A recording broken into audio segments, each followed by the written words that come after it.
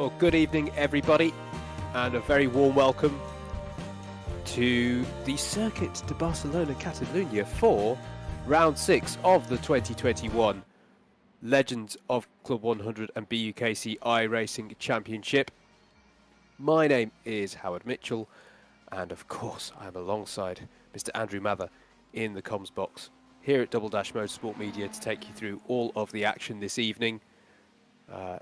Following in the footsteps, of course, of the Spanish Grand Prix held here recently, but running on the slightly more classic layout here. We've got the circa mid-90s layout going on here for us this evening, and it is round 2 of our GT Legend mini-series as we continue to go through this 2021 season, taking in 3 different cars, and as well as the special events as well, of course, as we carry on through the season.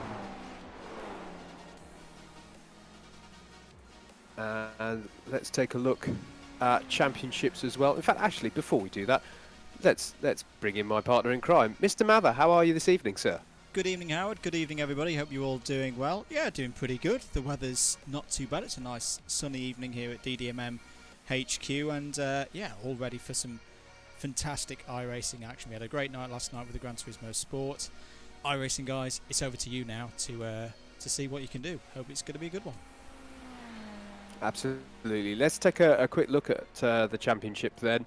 Championship standings with classes as well this time, which I know we haven't had before. So your championship leader coming into tonight is Mr. Michael Preston, who's been having a stellar season there. But the momentum, I think it's worth mentioning, very much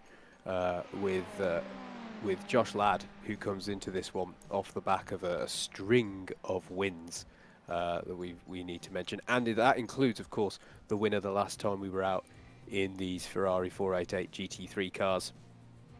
But as is at the moment, Mr. Preston at the top, Steve Hicks in second, Tom Banks rounding out the podium at the moment. Matt Horgan there in 4th place, the highest of our Class 2 runners, with Andrew Dawson and James Fremont 2nd and 3rd within that subclass.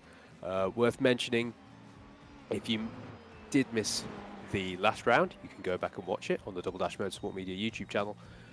But Anwar Barul Smith, very much a factor in this championship until unfortunately had to take the decision to pull out ahead of round 5. So he's going to be a factor on this table, but sadly not a factor tonight. Right, everyone. Wishing you all the best though, Anwar, if you are watching live or watching it back indeed. Yeah, so that's a factor there. Oh yeah, the black flag message. If you could bit of a further look down the order. Great to see how many people have taken part in the championship this year, growing on the success of last season. And yeah, Andrew, what are the factors that you feel we're looking out for in this evening's racing? I think qualifying is going to be fairly important. Barcelona traditionally, well, I'm talking very much Formula 1 sense here, you know, it's not the easiest of circuits to overtake around because of its characteristics as a quite high speed sweeping circuit where, especially in downforce cars, you know, following the wake of another car could be quite tricky. Fingers crossed we won't see that much of that tonight because we're in GT cars where there's, you know, mechanical grip is more important, but I still think the qualifying in that first race to get a good start to the evening is going to be critical for our drivers with, you know, championship implications, I should say, you know, in the mix of what they're trying to do this season. Apologies there just for a little we had an impromptu Hicks on the stream. Apologies, I'd left enable voice chat ticked, so don't worry, we won't hear any of that for the rest of the evening. Just me and you, mate. Indeed, and I didn't just have to go and check that myself. Yeah, practice session at the moment, but mate, we should probably cover a little bit about the format we're going to be seeing this evening. Yeah, second time we've seen the GT Legends out in 2021, so this is slightly different in terms of the format to what we have for the Mazdas and for the Audi TCRs. Essentially, you've got a timed qualifying kicking off the same as you would for previous rounds. That sets the grid for race 1, which is a 30-minute race, so slightly longer format than we have for the other 2 cars. And you've got to do a mandatory pit stop in the middle of that. And then race 2 again is another 30-minute race, and it's a full reverse grid of the result from race number 1. 100 points in the round for winning a race. Driver with the most points at the end of the evening is declared round 6 winner. I think it's pretty much as simple as that, isn't it, mate? Yeah, hopefully it's a simple format, but it's one that I think gave us a lot of entertainment at the Hockenheim ring back when we saw it. And I think someone who I'm interested, as we're just dropping with some of our drivers as they're doing their practice lap, I'm gonna pick him up at an inopportune moment as he goes through the gravel a bit. But this man here, James Corp, finished in one of the podium positions the last time we were out in these Ferrari 488 GT3s. Isn't featuring too high up in the championship by dint of the fact that he's only done the 3 rounds, but I think he could definitely be a factor tonight based on his how he did last time out in this machinery. Yeah, I definitely agree. He's been very quick. I caught a sight of his testing last week. We've of course always held a couple of test session lobbies ahead of these events, and he was looking quick again. Really dialed into this Barcelona circuit. So if he can have clean races, he doesn't always have the best of luck. I think he could be a real threat tonight, a bit of a dark horse for the round win. I think at the moment you'd probably make the likes of Michael Preston or Josh Ladd the favourites for the round tonight, but you know, it's iRacing, it's Club 100 iRacing, it's the mix of the two unpredictable racing series coming together for one even more unpredictable series, and anything could happen out there tonight. Yeah, agreed. We've got to appreciate, by the way, early doors, the livery selection by Mr. Steve Hicks here. I'm Very appreciating solid. that. Yeah, decent effort. I think one factor as well we should probably talk about, mate, the circuit. Yes. Is a relatively new addition to iRacing, unless you're going to correct me. No, you're right on that one. And I say that as someone who hasn't had a chance to drive it, and I wonder if the reason why I haven't had a chance to drive it also features for a lot of these drivers, which is that very happy to say that things are starting to open up again a bit more here in the UK, and you know, people are understandably taking the opportunity to, you know, go out there, see friends, family, take advantage of that which they can now do. I wonder if some people have put in less practice for this round than perhaps at any other point we've seen in the season so far. Possibly, yeah. I think the entries are a little bit lower tonight. I think at last count we had about 26 drivers. It's still a really good number, and I think that we're still going to have some really good racing. But yeah, I think you're right. I think there's a couple of drivers maybe coming in a little bit fresh, a bit too fresh maybe, in terms of having dialed themselves into the circuit. So that first race, I think, if you qualify not so well, I think the key thing for the first race is to not panic. They're long races, the 30-minute races, and there's going to be plenty of opportunities through people making little errors here and there to make up some positions. Yes, indeed. Murray Adams here. Good evening to Kieran, by the way, who's first in the chat there, wishing us good evening. If you are watching and you wouldn't mind sharing the stream out, that'd be really well appreciated. Let us know where you're watching from as well. Get the comments going. I know it's corny, I know it's cheesy, but it's how the algorithm works. If the algorithm sees people, you know, interacting with the stream, they'll go, "Oh, we'll push this to other people." We'll get even more people watching the stream and let them know how great this championship is. Absolutely. So, as Andrew was saying earlier about the format, we'll be wrapping up this practice momentarily, and then we'll be going into our qualifying session. And as you said, mate, could be quite important tonight.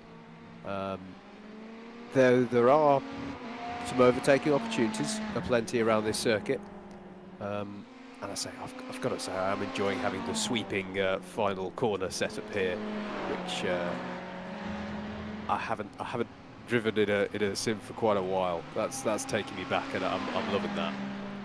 It is just better. It's better in all regards. I say I'm not a fan of the current Formula 1 layout, so yeah, I'm glad we're racing on this one tonight, and I think a lot of the drivers are as well.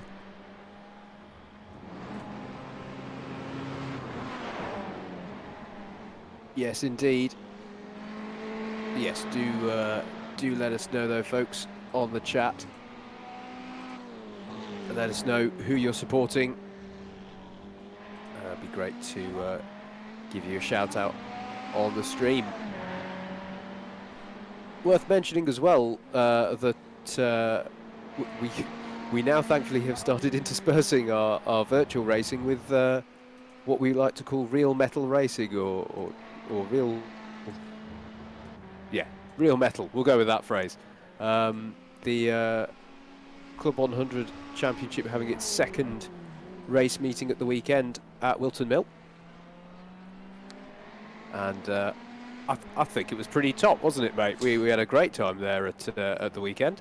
Yeah, the sprints round in particular was absolutely mega, and lots of exciting racing. The lightweight A final, if you've not watched it, not right now because we've got an iRacing stream and some qualifying about to start. But after this, if you've got 20 minutes, I think on the Club 100 Racing account now, which if I can make the computers work, I will put a link for in the chat. They've now got replays of both streams separated into heavies and lights. I mean, go watch both of them because they were both great, but in particular the lights A final, Howard, I think is already one of our contenders for race of the year. It was a really, really strong run. Agreed. I mean, if something,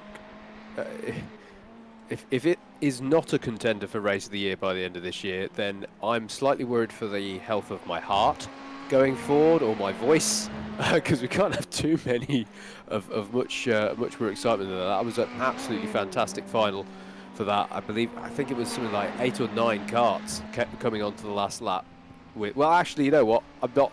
Do you know what? Just go and watch it. Go and watch it. It's absolutely brilliant. It is, and it's all time stamped as well.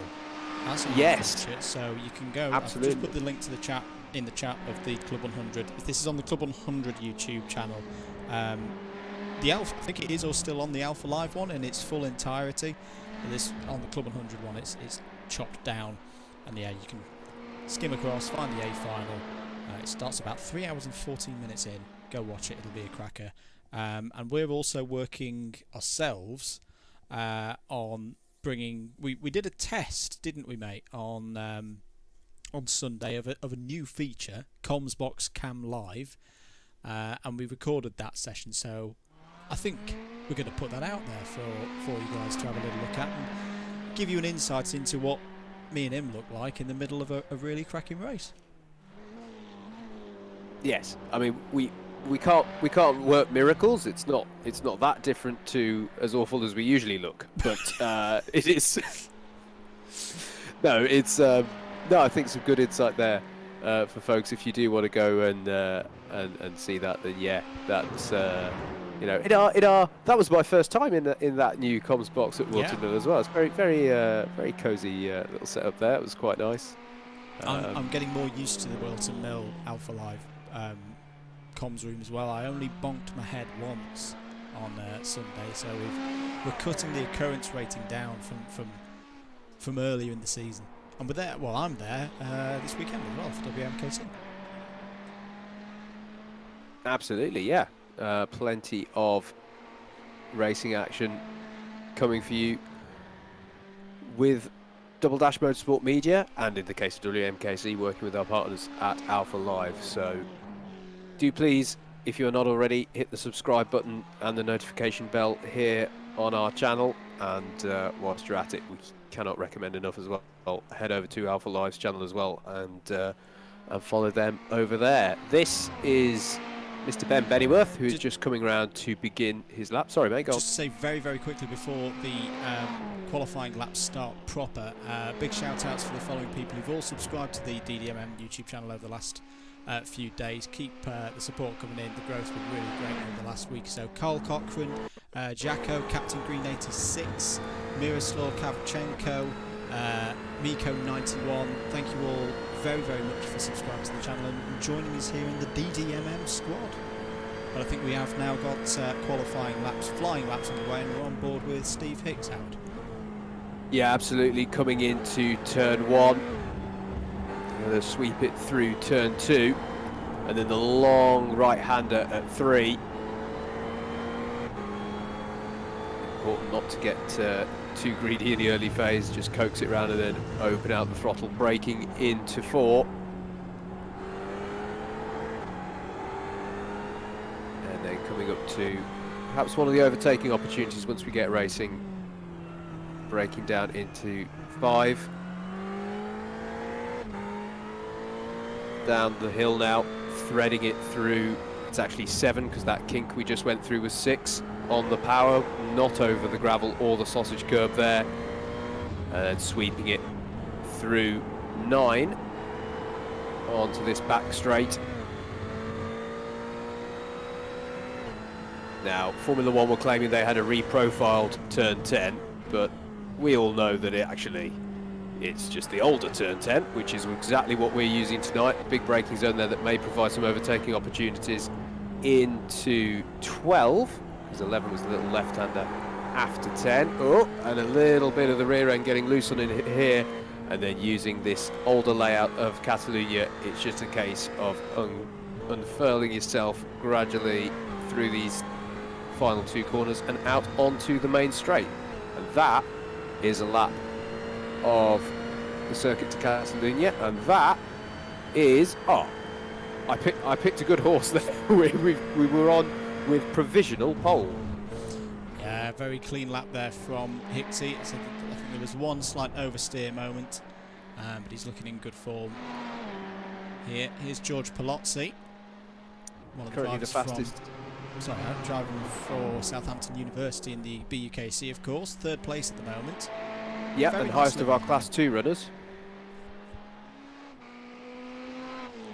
Good evening to Matt Hale, who's just popped in the chat, Howard. I probably should stop watching you guys. Just have us on in the background, Matt. Just have us on in the background. But obviously, do focus on the driving out there. There is a slight delay as well, Bat, so definitely don't use us to guide the car once we get underway. No, there'll be about a 25-second delay to real time. Tom Dix has gone very quickly, Howard, early on. I can see him up there in 2nd place. Yeah, indeed. Here he is. I'm liking the metallic elements of this livery tonight, mate. Someone's used, I suspect, the Chaz Draycott Media tutorials for metallic paints and spec maps. Very, very nice in there. That's a good effort. Yeah, absolutely. Coming round now. What can he post time-wise? Through the last corner he comes. And it's good for 4th place. Knocks himself back past Steve Hicks. Looks like Michael Preston has put in a strong lap time to give himself provisional pole position at the moment. Howard, joined on the front row by Josh Ladd, who's a little bit lower down in the championship, isn't he, mate? Because he's missed. I think he missed the very first round of the season. But this could be the night tonight where we really see him starting to move to the top of the timesheets. Absolutely, the league table, I should say. Oh, he'll probably be at the top of both. Let's not lie. But yeah, coming into this one off the back of 3 round wins, 9th place in the championship, but he's only really there courtesy of the fact that he wasn't with us for round 1. So that's definitely a factor there. And I did mention that he might be wanted to look out for. James Corp up to 3rd place. Here he is.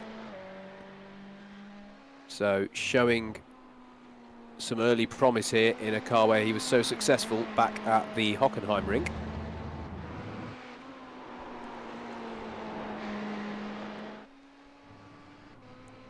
Just looking a little bit further down, Howard, not really that much further down for Class 2s. I think Chris Hansen's had a good lap in early on.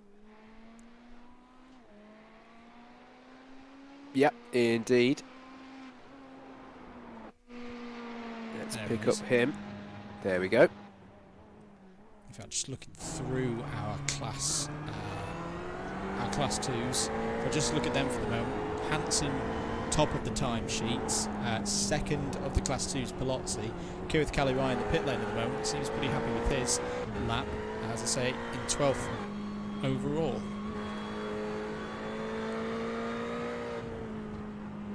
Indeed, we'll stay with Hansen to see where this puts him, if this is an improvement.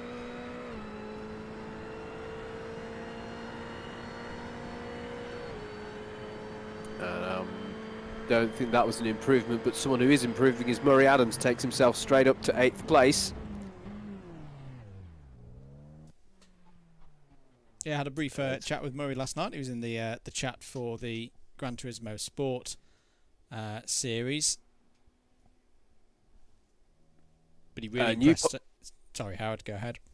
Sorry, mate. New session leader Josh Ladd has just posted in a 141.3 to take himself to the top of the timesheets at the last moment there, as far as I can tell.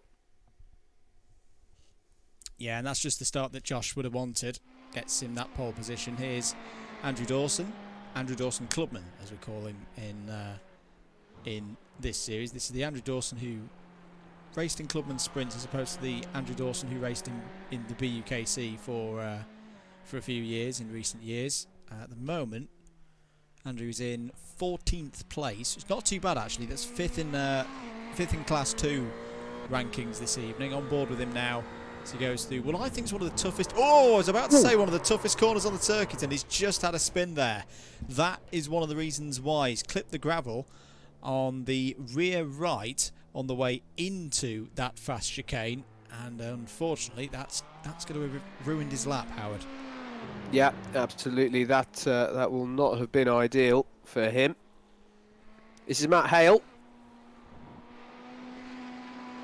Yet to post a time, I believe.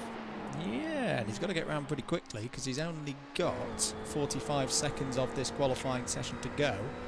Now, yeah. Matt does like to start from the back of the grid sometimes, give himself the challenge. He's our prime oval racer, so I wonder if he's going to be taking part in any of the Indy 500 special events over the next few days. Yeah, good point.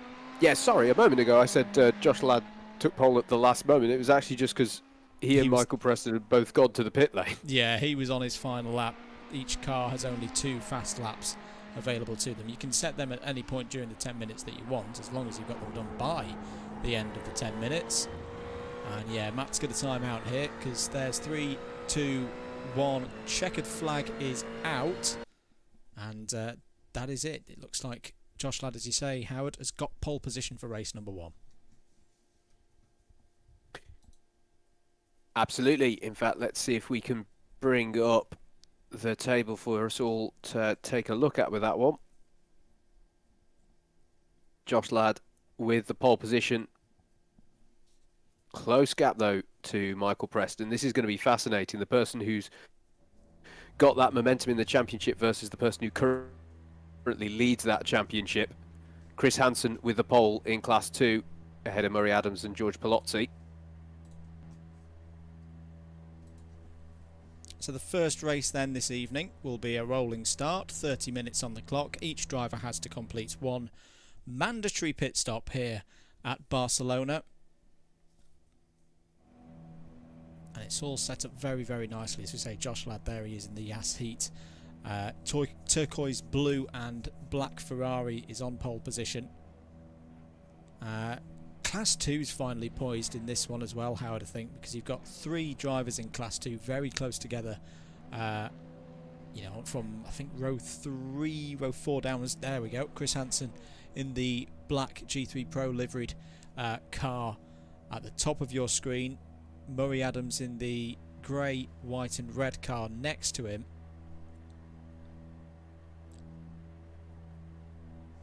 Just waiting for the other drivers to form onto the grid. Tom Dix and Steve Hicks, we can see in our shot there ahead of us on the grid. Matt Hale starting from the back of the field in this one. It looks like we're good to go, Howard, for the, well, third of a formation lap to get us underway here at Circuit de Catalunya this evening. Yep, absolutely. Pace car will lead us away as we pick them up going around turn 10.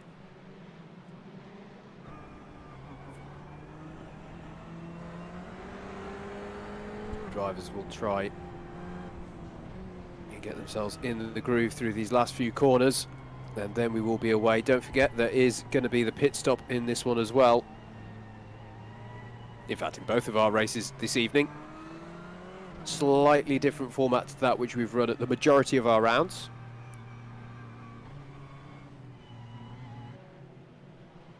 As we look set to put the hammer down. Under starters orders then for round 6 of the 2021 Legends of Club 100 and BUKC iRacing Championship, but Josh Ladd has got a brilliant start there from pole position. James Corp already challenging Michael J. Preston. Big long run down into the first braking zone of turn number 1. Clean so far. Steve Hicks has had a good start as well, going for 4th place there.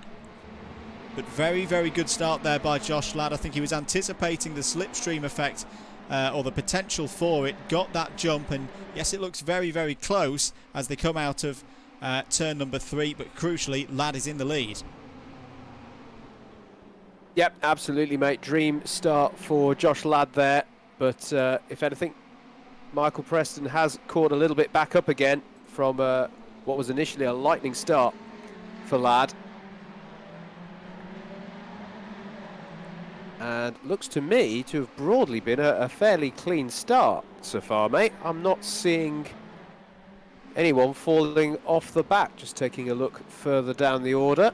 Yeah, David Whitehouse there ahead of James Fremont. I think they will be helped tonight. There's less cars running around there on circuit. 26 instead of, well, sometimes this season we've had up to 40 cars running down into turn 1. We can always get a little bit crazy. Good move being done there. I think that's Alan Curtis getting past Christopher Powell. Alexandre Aloro in the green and white car looking down the inside as well. This is good racing from our Class 2 drivers. On board now with Christopher Powell. There's David Whitehouse and the 308 to our right hand side, coming through this period of the circuit that's crucial for mechanical grip. You've got to be really patient through the old school bit. None of that funny little chicane this evening. Still side by side. Great racing here between Christopher Powell and David Whitehouse, who has a bit of a moment there, but pulls it all together. And a cross start finish, Howard. Arguably, I think that's our best first lap of the year so far. Yeah, certainly one of the cleanest as we look ahead to David Whitehouse from James Fremont trying to go past Christopher Powell, and he gets the job done into one textbook overtake there. Oh, car off to the right hand side, Howard. In fact, a number of cars off. One of them's the TSM one entry. Of them Preston. Yep. So sorry, Howard, was that Michael Preston? It was Michael Preston. So Michael Preston from second place, and he's got damage to the trim on the left-hand side of the car. So something has happened there. George Palozzi and Alan Curtis as well. Alan Curtis definitely affected there. And I think Jack Jensen has also lost. Yeah, you can see there the damage to his car as well. So bit of drama there. And it's Jack Jensen, George Palozzi, Michael J. Preston who are affected, and I think Alan Curtis's race may have already been run. Yeah, Alan Curtis obviously was on his roof there and is now towed back to the pits. A lot of support in the chat, Howard. Oh my goodness, Colin Death. We don't like to see that. A lot of support coming in the chat. Hello to SR this evening and on the podium as well. The 999. Full of pies, Frey Bentos Racing. How's Kirith doing on his first lap? Kirith Calirai had a bit of a mixed night last night, but I don't think he's got involved in any incidents, so I guess he's still running out there, Howard. Yeah, indeed. Here he is, just leading JJ Aston. Yep. So very good start for Kirith this evening. Member of Team Rock, of course, doing some great work, some great streaming. Had a very enjoyable evening. When was it? Was it 2 weeks ago? Yes, it was 2 weeks ago. Himself and Rory Alexander taking part one of the VRS races, 6 hours round Le Mans, had the most enormous incident I've ever seen that got away with mere tiny seconds of optionals. He got 50 seconds worth of optionals, Howard, for a crash that if we'd had it in one of our endurance races, we would have probably been in the pits for 3 hours. Don't know how he did it. Absolutely. He's coming under a fair amount of pressure though from JJ Aston at the moment in the battle over 9th place. As they go back up the hill and will swoop onto this back straight.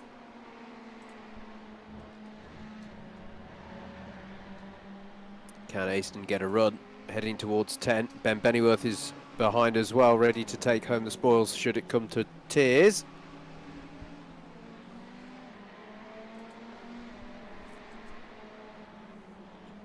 By the looks of things, Josh Ladd still leading this one. Long way in this race to go. 25 laps this evening. I know it says 40 seconds, 40 minutes rather, on the top of the ladder there.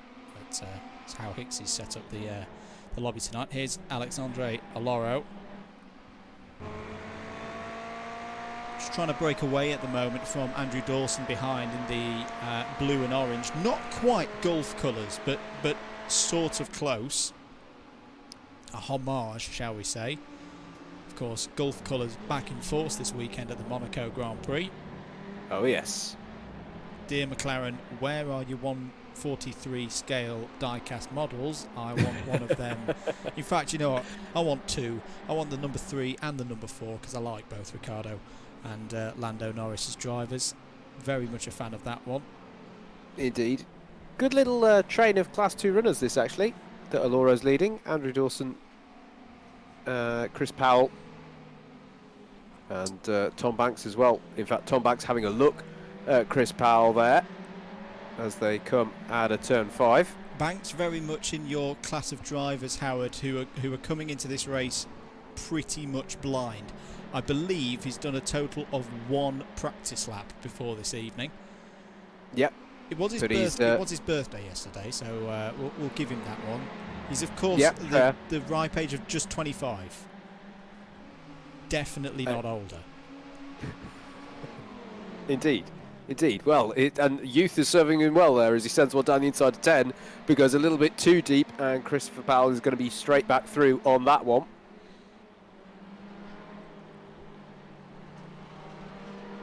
Great opportunity this, Howard. Just looking through the timing order again. Ed Keefley, another driver who doesn't always seem to have the best of luck, is currently up in 3rd. We're having a look at James Fremont. He's definitely got one of the most vibrant liveries in this series this season. Reminded me of that Corvette art car a few years ago at Le Mans, actually. Yes. Yeah, I see where you're going with that one.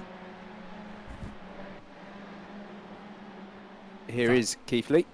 Yeah, I think Steve Hicks has got through actually in the Alonso homage there. So Hicks up to 3rd place, Keefley 4th, Chris Hansen 5th in the DDMM G3 Pro car there, and leading in Class 2. Oh, and good move there by Chris Hansen down the inside of Ed Keefley, on board now with Tom Dix in 6th place. And some, oh, James Corp's off! Oh, and it's happened again for James Corp. The bad luck has struck, and he's just about kept that in control. That's Craig Brown in the AF Corsa livery going by, but James Corp, big mistake there. Howard has spun out of 2nd place. Yep, indeed. And did it involve Josh Ladd, in fact, there, Andrew? Because they're closing up to our leader now, this 2nd place battle. I think that's a back mark. I think that might be Alan Curtis having completed his... Oh, yeah, sorry. Good point.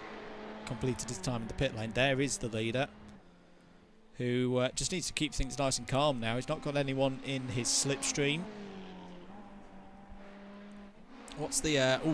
forget about the gap, because this is very, very close here, as Chris Hansen is going to have an attack here, Howard, surely on Steve Hicks as they go onto the pit straight.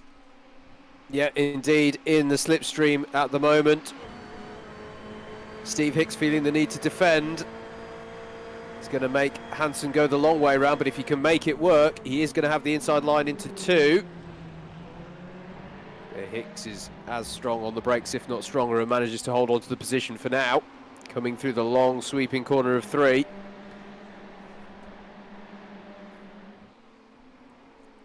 But yeah, showing well here is Chris Hansen, highest placed of the Class 2 runners at the moment by a fair old margin.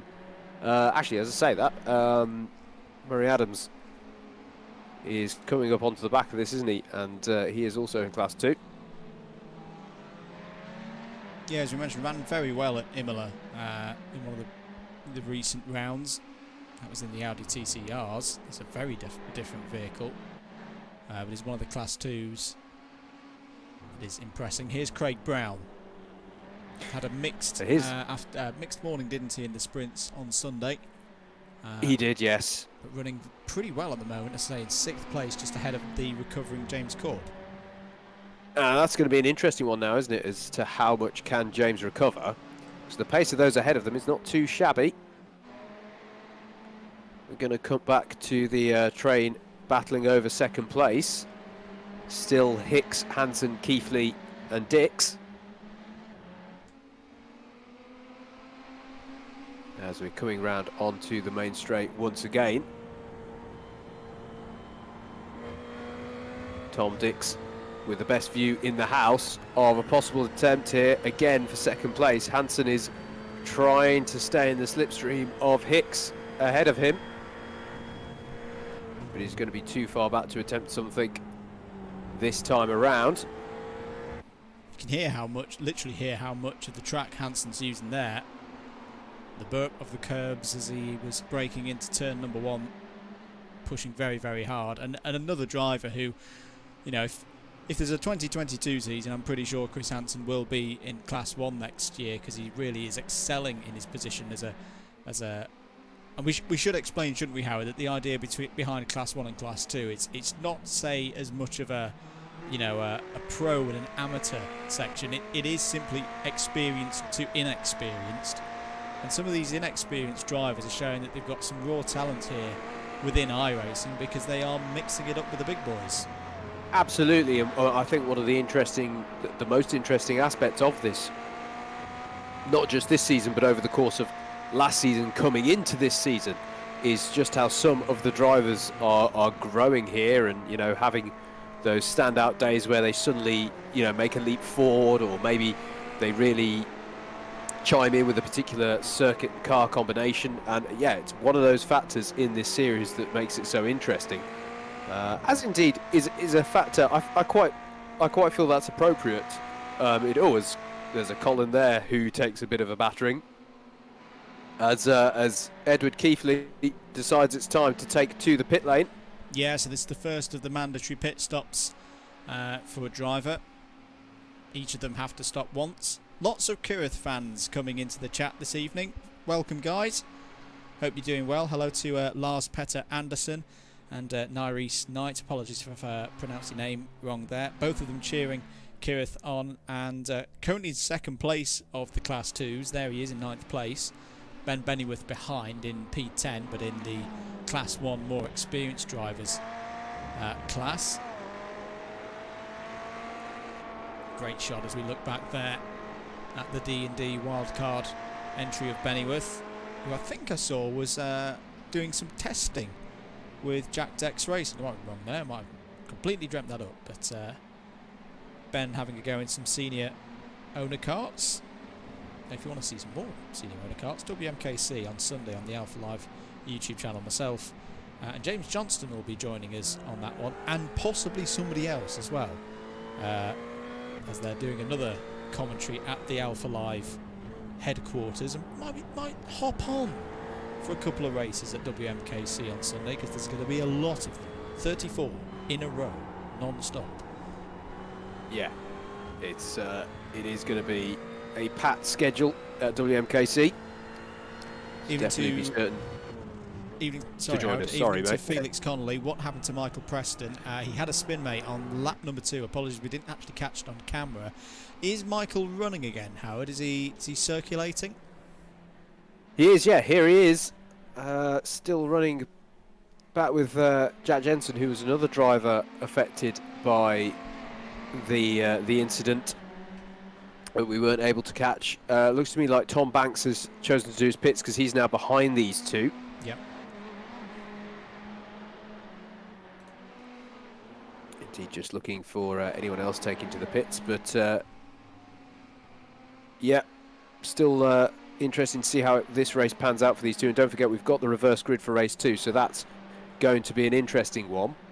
We're going to pick up David Whitehouse, who's trying to have a battle here with George Palozzi, who's in his slipstream. This is over 13th place. Did we catch, Howard, that has there been a problem for Murray Adams as well? Because he's fallen down the order. Apologies if we didn't mention that before. He's very much out of position. So something's happened to Murray to put him a long way down the order. I don't think he's running out on circuit, is he, Howard? No, he's in he's in the pits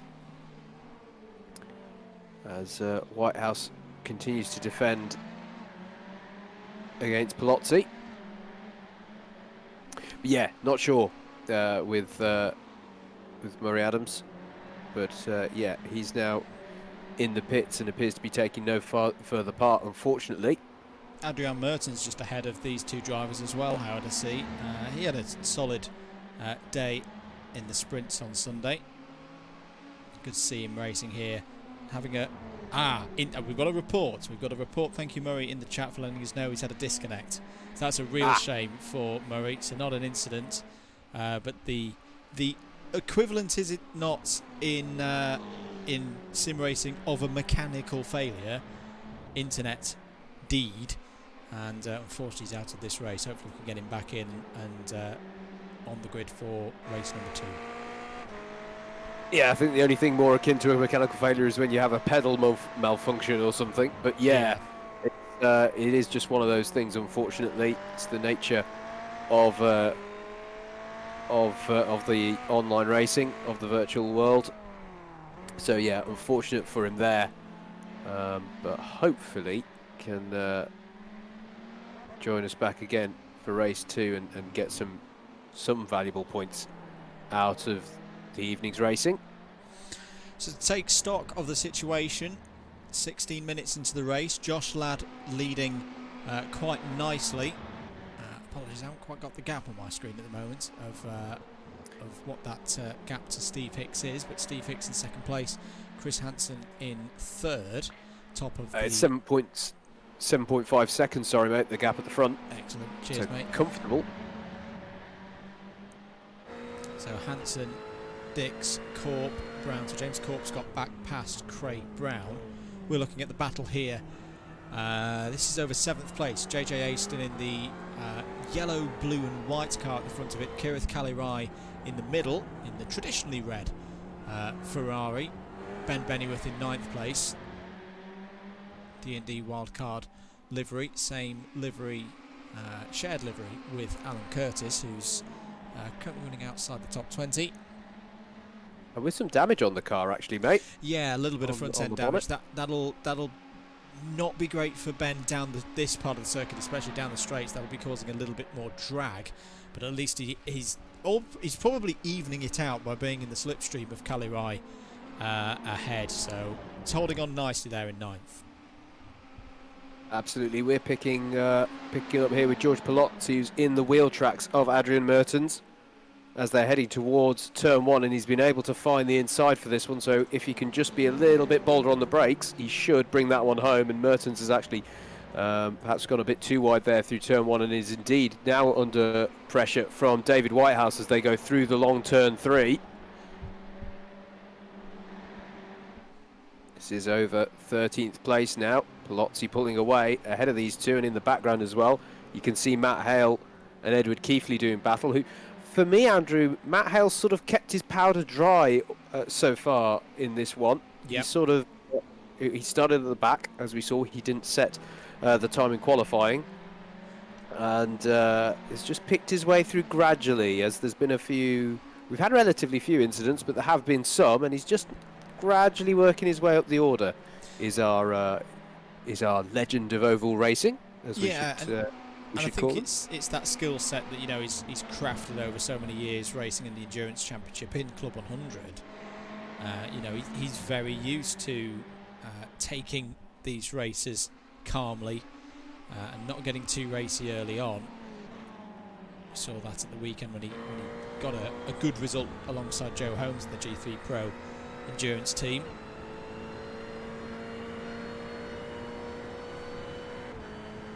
Gareth Callie-Wright still on the tail of JJ Aston, but not close enough to make an attempt this time around.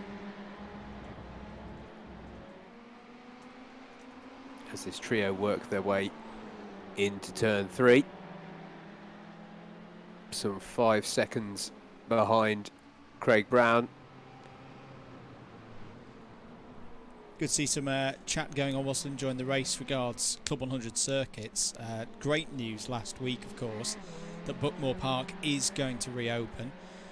So it seems that the troubles that have been befalling Buckmore Park, fingers crossed, tightly crossed I think we say, Howard, are over. And yeah, hopefully we'll be able to get back there to race as soon as possible. But yeah, great to hear that Buckmore Park reopening for corporate bookings on June 1st. Absolutely, mate. Yeah, it's fantastic to hear that circuit. For many drivers, myself included, it is one of the best, one of our favourites. And yeah, there has been a great deal of concern around it recently. So to hear that it's beginning to show some signs of recovery is absolutely fantastic. Chris Hansen, there he is in 3rd place, still kind of in this tempered battle at the moment with Steve Hicks. Maybe these two just working together at the moment to try and pull away from the drivers behind. Just see Tom Dix there in the back of your shot in the metallic green and black car. They are working quite nicely.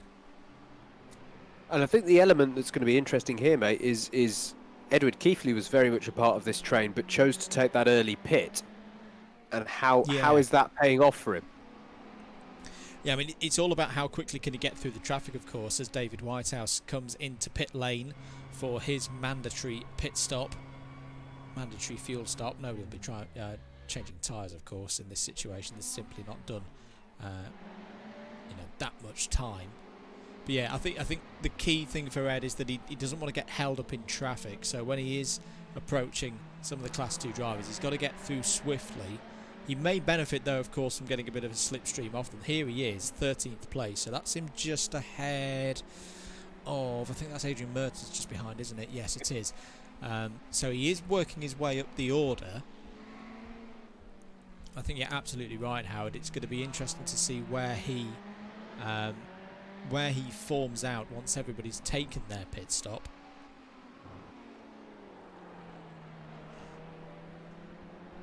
Absolutely going to be interesting to see.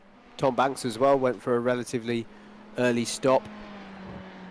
David Whitehouse has come out behind him, but I don't think that's a change. I feel like Tom Banks was out. In fact, here he is emerging from the pit lane. He's going to need to stay out of the way of the second place battle if he can at all help it. That is one way of staying out of the way, yeah. But a bit of a heart in the mouth moment there for Chris Hansen. Yeah, that was tricky for all drivers. Oh, there's a battle here. This is Gareth Callie-Wright and JJ Aston going side by side. So Callie-Wright trying to get past Aston there. Aston will have the inside line going into turn 1 and turn 2. Ben Bennyworth's still there. So these drivers have been going at it for pretty much the last 10 minutes of the race at least. On board with Callie-Wright.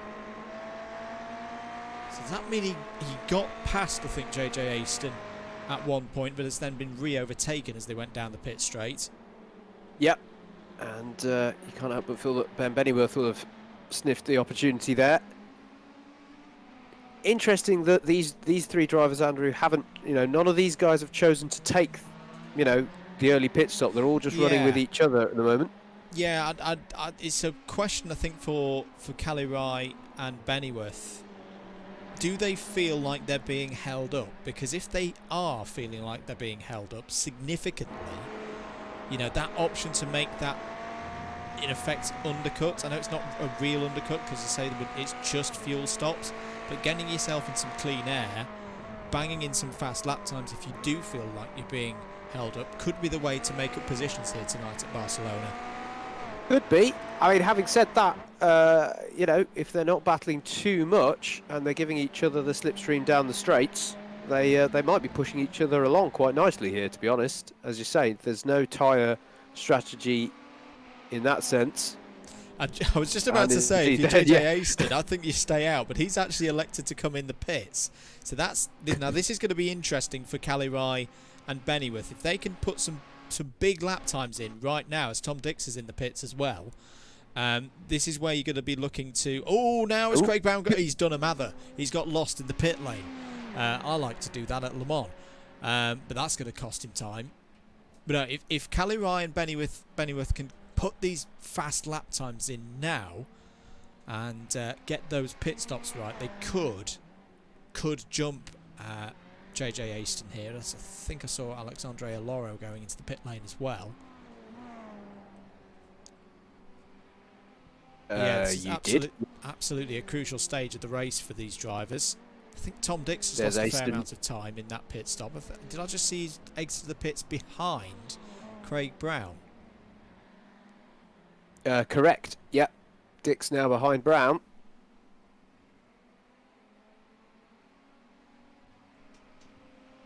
As we're just watching a few others. Yeah, watching the cars coming out the pit lane there. There goes James Fremont.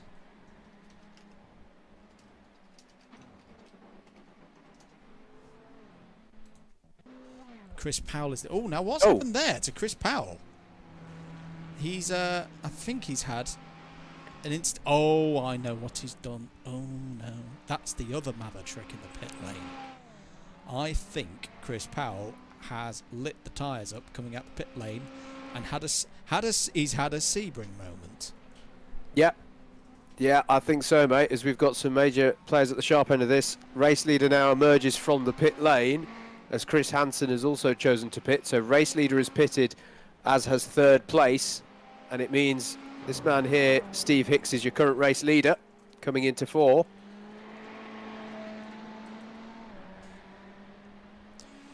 So yeah, so this is a key point for Steve now, in a similar fashion as we've been looking at with Kirith and Ben Bennyworth. He's got to put some fast lap times in now to protect this pit strategy. And I think he's also got to be conscious, Howard, that title rivals such as Michael Preston not having a stronger race in this one. This is a big opportunity for him to get some big points. Yeah, absolutely. And the other person we need to be keeping an eye on, as Ben Bennyworth has chosen to pit, is Calirai, because he's now the one of that trio we saw battling for so long who's decided to stay out. So it's also a hammer time for him as well now.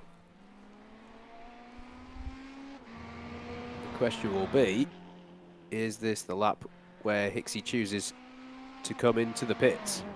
Yes, it is. So we'll stay with this pit stop, attacking that pit entry. Hard on the brakes. Pit lane speed limiter on. Just to mention as well, we have, as through the pit stop phase we go, we've had a change of lead in Class 2. Kirith Calirai is now your leader in Class 2, but as we say, has not pitted yet, so that will go back to Chris Hansen once the 999 comes into the pit lane. Hicks now on his marks. Fuel going in, honest, from the invisible fuel man. I just wonder... There is Josh Ladd resuming lead of the race. Now, where is Hansen going to be, Howard, in relation to Hicks? I think Hicks has done pretty well here and got a bit of a gap. Yep, I agree, mate. Hansen there he is coming into turn 1 now, so the gap has actually gone out a little bit in that battle over second place. And presumably, I think we've got Calirai in the pits as well. If he's just emerging from pit lane. Crucial point this in Class 2. Where is he going to come out in relation to the other drivers? There goes Craig Brown and Tom Dix. Who's that coming side by side with Aston? Yeah, side by side with Aston. So they've dropped Ben Bennyworth there. And who's that just ahead? Is that George Palozzi just ahead of them? Or is it a recovering Michael Preston? It's one of the Southampton cars. It's a recovering Michael Preston, who I presume still owes us a stop. Yeah, I think he does. Yeah, there are regulations regards if you get knocked off early on, and whether that counts as or doesn't count as the stop. A lot of it depends on when that happens. So it's like a pit window opens, so we'll keep abreast of that situation. Here's Craig Brown-Howard, 6th place, running very nicely at the moment.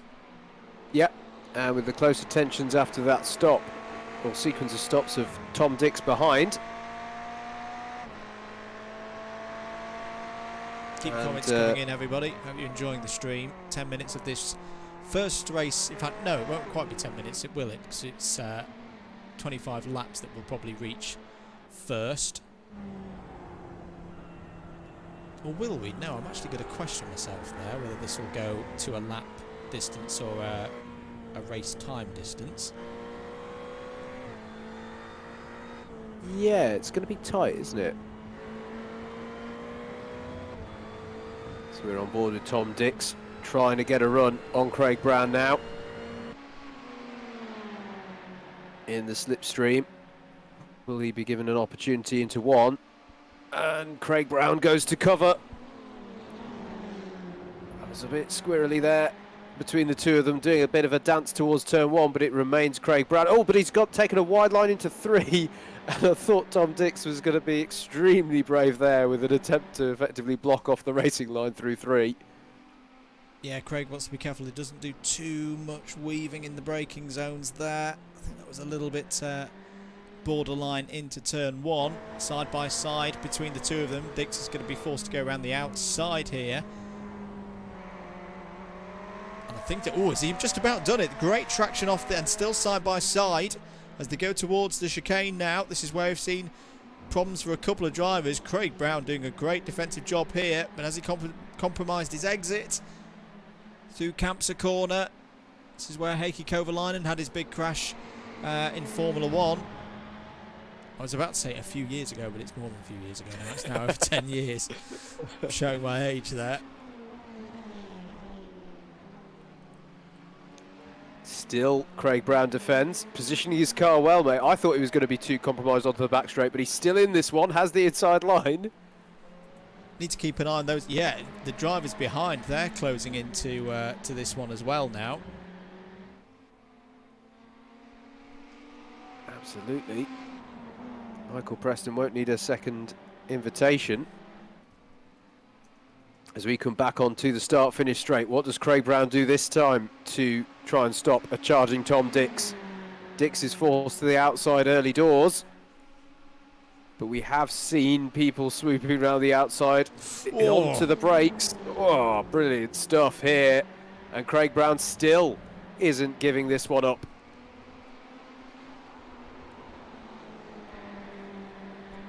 This is very much encouraging those behind. Look, Preston's closing in in the TSM entry.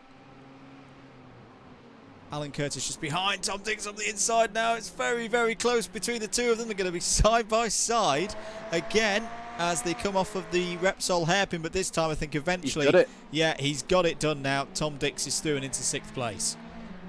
Brilliant, brilliant stuff there. Craig Brown just needs to get himself back onto the rhythm lest he fall into the clutches of those behind him.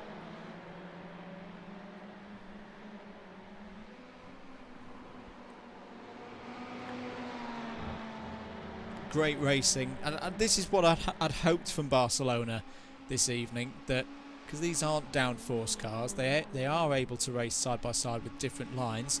Kalle Rai looking up the inside, he's going for the move there. Oh, that's a great overtake if he can get it stuck through the Le Kaiser hairpin. Still side by side between Kalle Rai and Aston. Aston will have the inside for this corner here and the next two as well. Well, not if Kalle Rai doesn't swoop back to the inside. Interesting effort there, but I don't think it's going to work through these sweepers, but he might have a run, Andrew, on the start-finish straight. Yeah, he's going to have a big slipstream now as they come out of the New Holland corner. Catalunya trying to extract everything that he can from that Ferrari 488 GT3. Aston defends to the inside, breaks the slipstream, and holds on to 9th place for now. This is great racing. Jack Jensen, one of the drivers displaced by the early lap issues. He's in the pits now for his stop, as these two go into turn 4 in their battle over 9th placed. Sorry, mate, who did you mention that's just gone into the pits? Jack Jensen. Ah, thank you. Andrew Dawson having a very good race, mate. I'm just looking on timing. Currently, I think I've got him sat in 3rd place in Class 2. Should be one of his strongest results of the season so far. Yeah, running. Getting very excited in the chat with this battle, cheering Kirith on. Yeah, absolutely. Absolutely. But yeah, Andrew Dawson having a good one. Bit of a quiet one right now. Some 12 seconds off the back of this one, and I believe a few seconds up the road from George Palozzi as well. But definitely doing well here. It's good points at the end of the day. Do yeah. You know what this round almost feels a little bit like with the smaller grid and those who've prepared and arrived? It feels like a Welsh Club 100 round, if you know what I mean. That sometimes... No, I knew exactly what you were about to say then, actually. I knew where you were going with it. Absolutely. You can go to... I remember a round at Llandau a few years ago, back when I did sprints, there's a battle going on between Michael Preston and Craig Brown up ahead. Let's just focus for a moment on Catalunya here and whether he can get past JJ Aston this time on the run into turn 1. Now I think JJ Aston, he's got good straight line speed. Catalunya has a little look. A long way back, yeah. But some rounds, say, I remember having this at Llandau a few years ago, where you turn up and if you can just be consistent, qualify well, race cleanly, you can pick up some big points. And yes, it's in the absence of some other drivers that some people would say, oh well, you didn't beat this person or that person out on circuit. Who cares? You've gone and got a result on circuit. And I think that's one of the big things for some of our drivers tonight, is the great scrap here between the 333 of Matt Hale and Tom Banks, two committee organisation members going at it. Yeah, and Jack Jensen's looking to get involved as well. I thought they were going to go 3 wide for a moment there, but I think Matt Hale came across and chopped off the opportunity for Jensen, but he's going to get an opportunity there because Hale checked up there as Tom Banks went through. So there's now Tom Banks up into 16th place. Yeah, again for Banks, he's having a good, enjoyable evening out there. Back with Kirith Catalunya. Where is? Oh, I thought JJ Aston had disappeared for a second there, but look, they've caught back up. Hey, what's happened? Yeah, they've caught back up to Brown? Craig Brown. I don't know if Craig Brown's struggling on tyres. This can happen sometimes with the Ferrari, can it, mate? If you hurt the front tyres a bit, even in a 40-minute stint, they can properly drop off, especially if it's a circuit with a lot of long corners, like here at Barcelona. I'm going to ask the question, mate. Does Preston owe us a stop? I'm increasingly thinking he doesn't now because he stopped early. Well, obviously, we'll have to refer to the rules with Mr. Hicks. I'm sure he'll sort us out. But yeah, it's been a good recovery drive from Michael. Absolutely. Haven't seen too much of Steve Hicks for the last few laps. Haven't seen too much of our race leader, who currently has 18.7 seconds in hand over the rest of the field. I think Craig Brown's got grip problems. Yeah, he's really struggling with understeer, and I say this from experience, as Catalunya is very close down the inside there. I had this last night. I was doing some... was it last night or the night before? No, it's the night before. I was doing some Okayama VRS. Had some floor damage, some splitter damage early on in the race. And it was horrible. It was a horrible 40 minutes because the front end of the car would just not turn in. I wonder, is that what Brown's struggling with here? And Catalunya's on the lights now, signalling his intentions. Craig Brown's perfectly... allowed to, to defend his position. But Craig doesn't seem to have a shortage of brakes. Yeah, Craig's pace was great early on, and it's completely dropped off in the second half of this race. Nobody's really Nobody's changed tyres. You wouldn't change tyres in a race this long. So it's got to be that there's some form of balance issue for Craig to go that far off the pace in the second half of this race. Yeah, absolutely. It does look like at this moment in the race he hasn't got much of an answer to those around him. So can he fend off Cali Wright into turn one? Cali Wright is going to have the inside line, but it's still going to be coming from a long way back. Yeah, it's through the corners that he's not happy, isn't it? Yeah, and he's trying to get on the curbs as much as he can to pull. Look at the front end, it just won't turn in. It just will not turn in, that car, for him at the moment. I can tell by the body language as it goes through the corners. But at least he's still got some straight line speed, means he can defend going into the braking zones. And he's just got to survive out there. Yeah, positioning his car well throughout this race, isn't he? At the moment. Just trying to work out who it is they're coming on to the back of. I think it's Alan here. Curtis. Yeah. So Alan Curtis, who was on his roof earlier in this race. Good point, true. Time expiring though, Howard. I think is our leader going on to their final lap. It's a good point. We pick him up here in the first sector, and I don't think we've seen the last lap board. I could be wrong, but I'm not seeing any indication that this has been called last lap. Okay. So we might. It'll either be this lap or the next one, because this is lap 24 that he's on. Indeed. At the moment, out of a max of 25.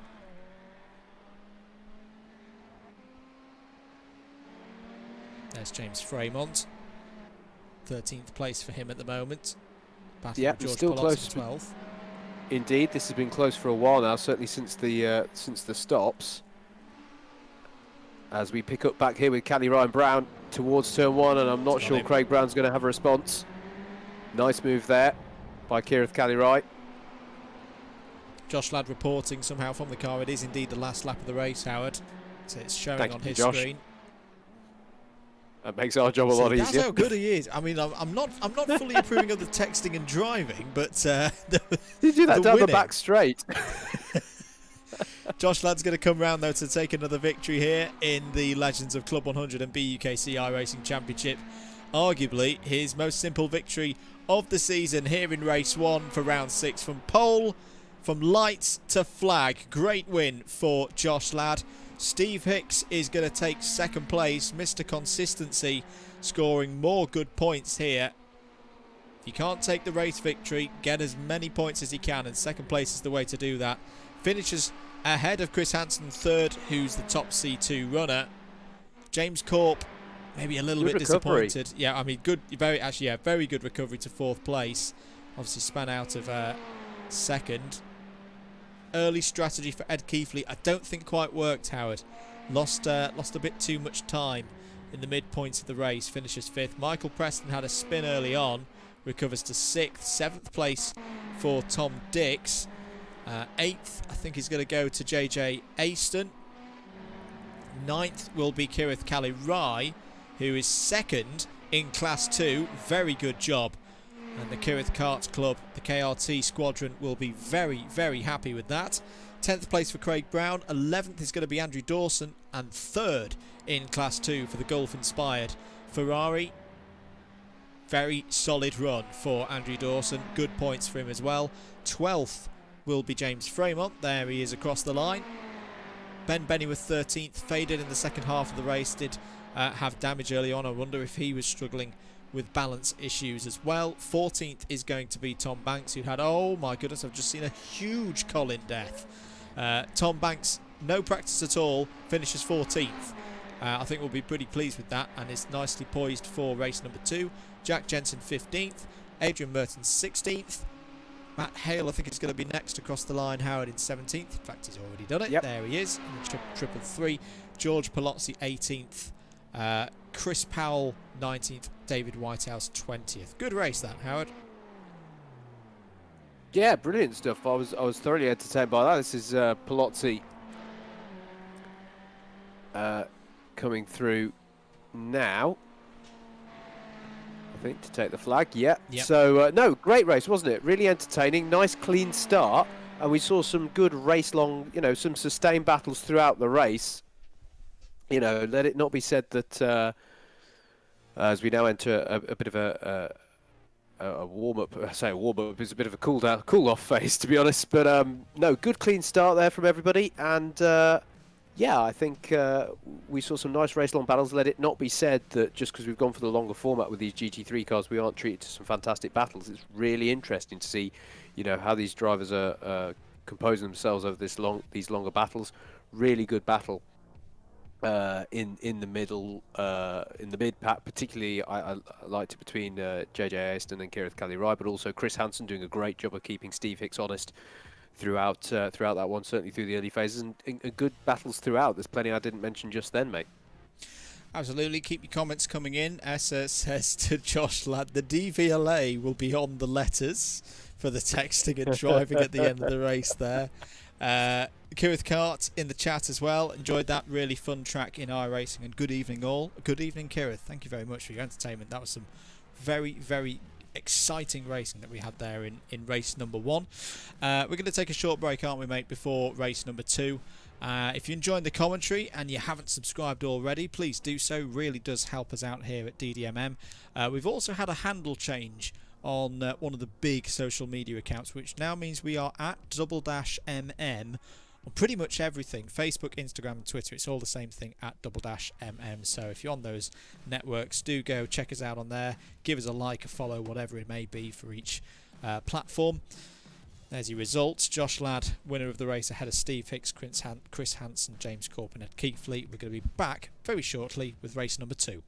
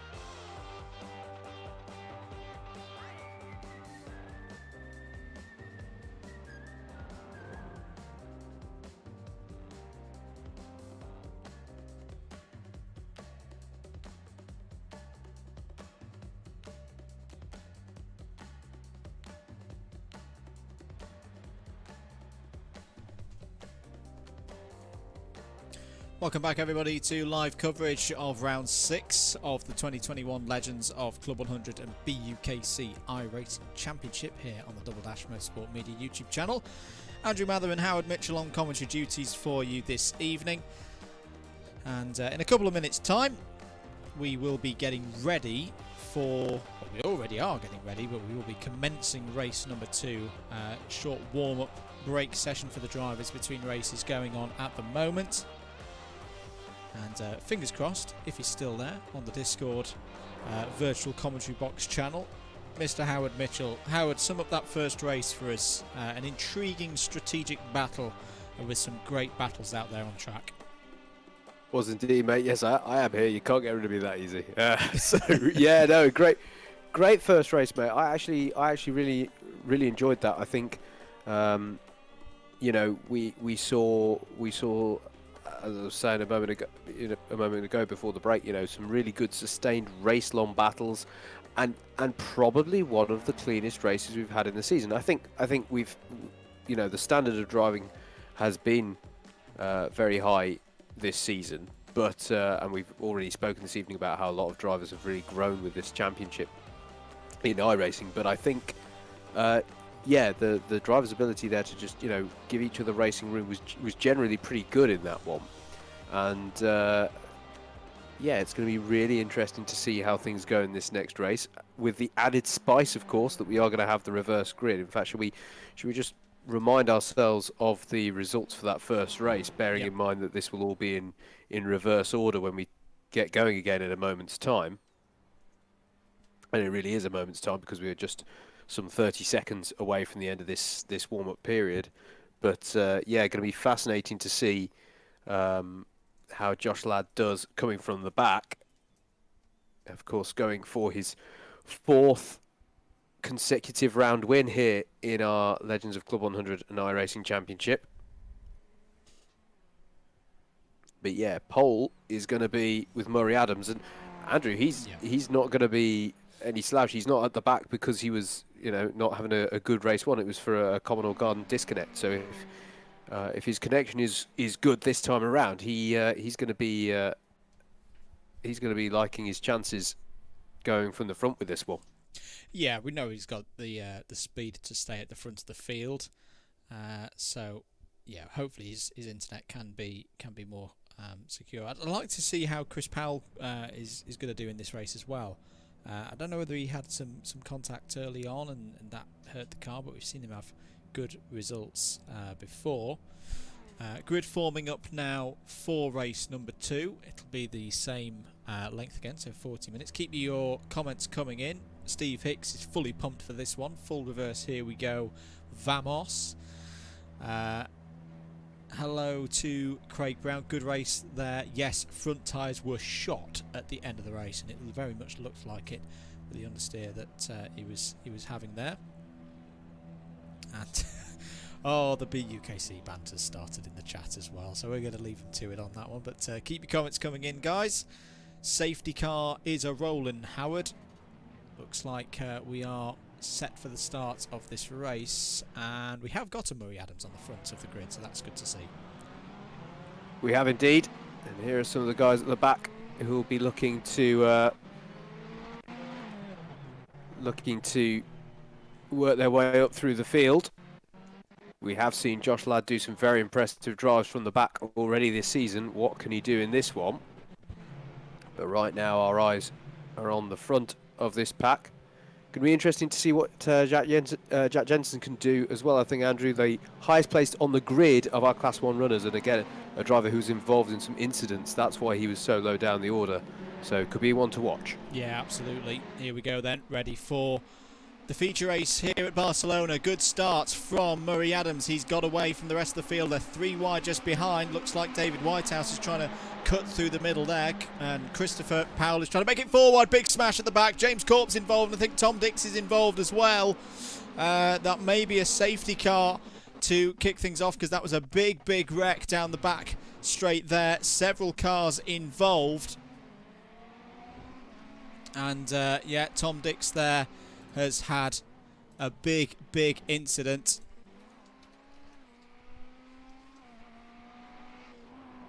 and that's a lot of damage on that car. It was a good start, as we say, for Murray Adams. Yet the safety car is out on circuit, Howard, and yeah, that may have been someone from the, I don't think it was the very back of the grid, but it was in like the bottom third who made a bit of an error there that caused that incident.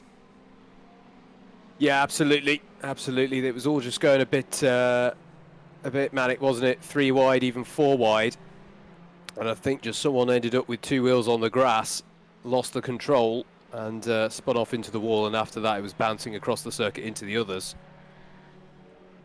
So we will go into a yellow flag procedure. Yep. So the race neutralised then with Murray Adams at the front of the order. There's George Palozzi that we're having a little look at. 4th place.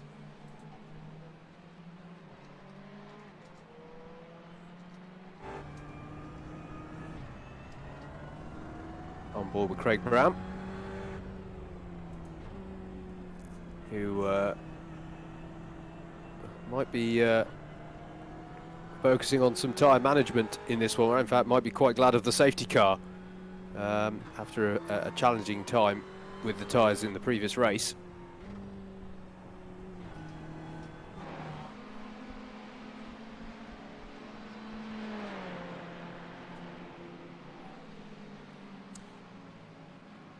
So there's Matt Hale, 6th place. Safety car has picked up the leader. Hopefully it will be a short safety car. Just whilst those cars towards the back who got caught up in the incident through no fault of their own, they can come in, get a fast repair, can get this race back underway. There were quite a few cars. How many cars have we got coming into the pits, Howard? I think it's going to be at least we've 4 got or 5. Yeah, we've had Kirith Cali-Rise in the pits, JJ Aston, James Corp, and I don't think Tom Dix has come in, but he was definitely involved in all that, wasn't he? Yeah, I think I saw Steve Hicks involved as well. Big shout out there, just because I saw the logo on the top of the car there from Murray Adams. Teesside Karting. Always good to see their logo out and about. And we should be up at Teesside later in the year, which is kind of in, because we are now in the busy summer, aren't we now, mate? Of event after event after event after event. Oh, sorry for a couple of glitches there on the screen. James Corp has got himself up and underway. But British 24-hour, mate, we'll be involved with it again. Indeed. And it's going to be a special one this year, not just because, fingers crossed, by that stage, you know, we will be back to as normal as possible. Bumper entry coming in. You know, you've got something quite special in the shape of Ian Williams, big part of the DDMM Alpha Live family, attempting to break the world record for the greatest distance travelled in a go-kart in 24 hours. In 24 hours. Yes, indeed.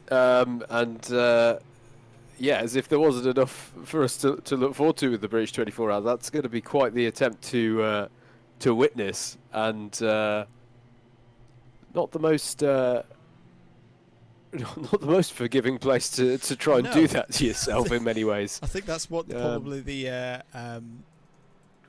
one of the most intriguing things about it. I mean, just for the folks probably wondering, is that even a thing? Yes, there is already a record set. Oh yes.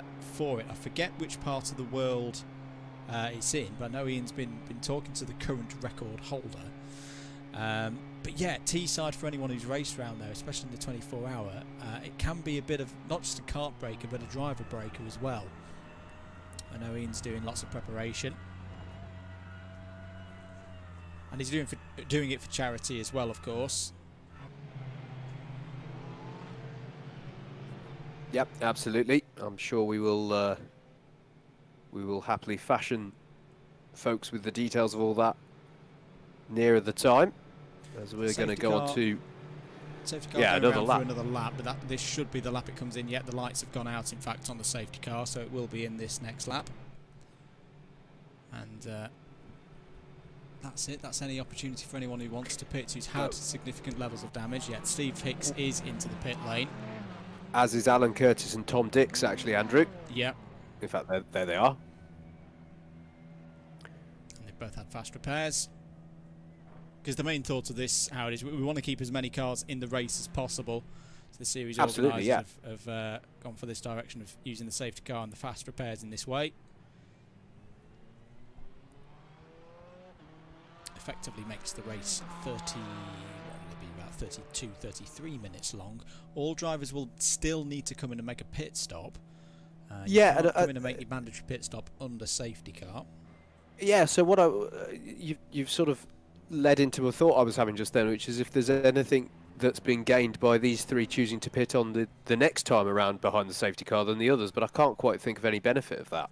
No, and they are going to have a little bit of a job to catch up to the pack now. Yeah, and what it means is that by being the first one in and out the pits of these who were damaged, Kirith Cali-Rise gained about 4 positions, I think, by doing that. And here he is as part of the back of the train. So, yeah. It's interesting that Josh Ladd, I don't think made any positions up with on that first lap before the safety car came out. Here is Steve Hicks recovering onto the back of the pack.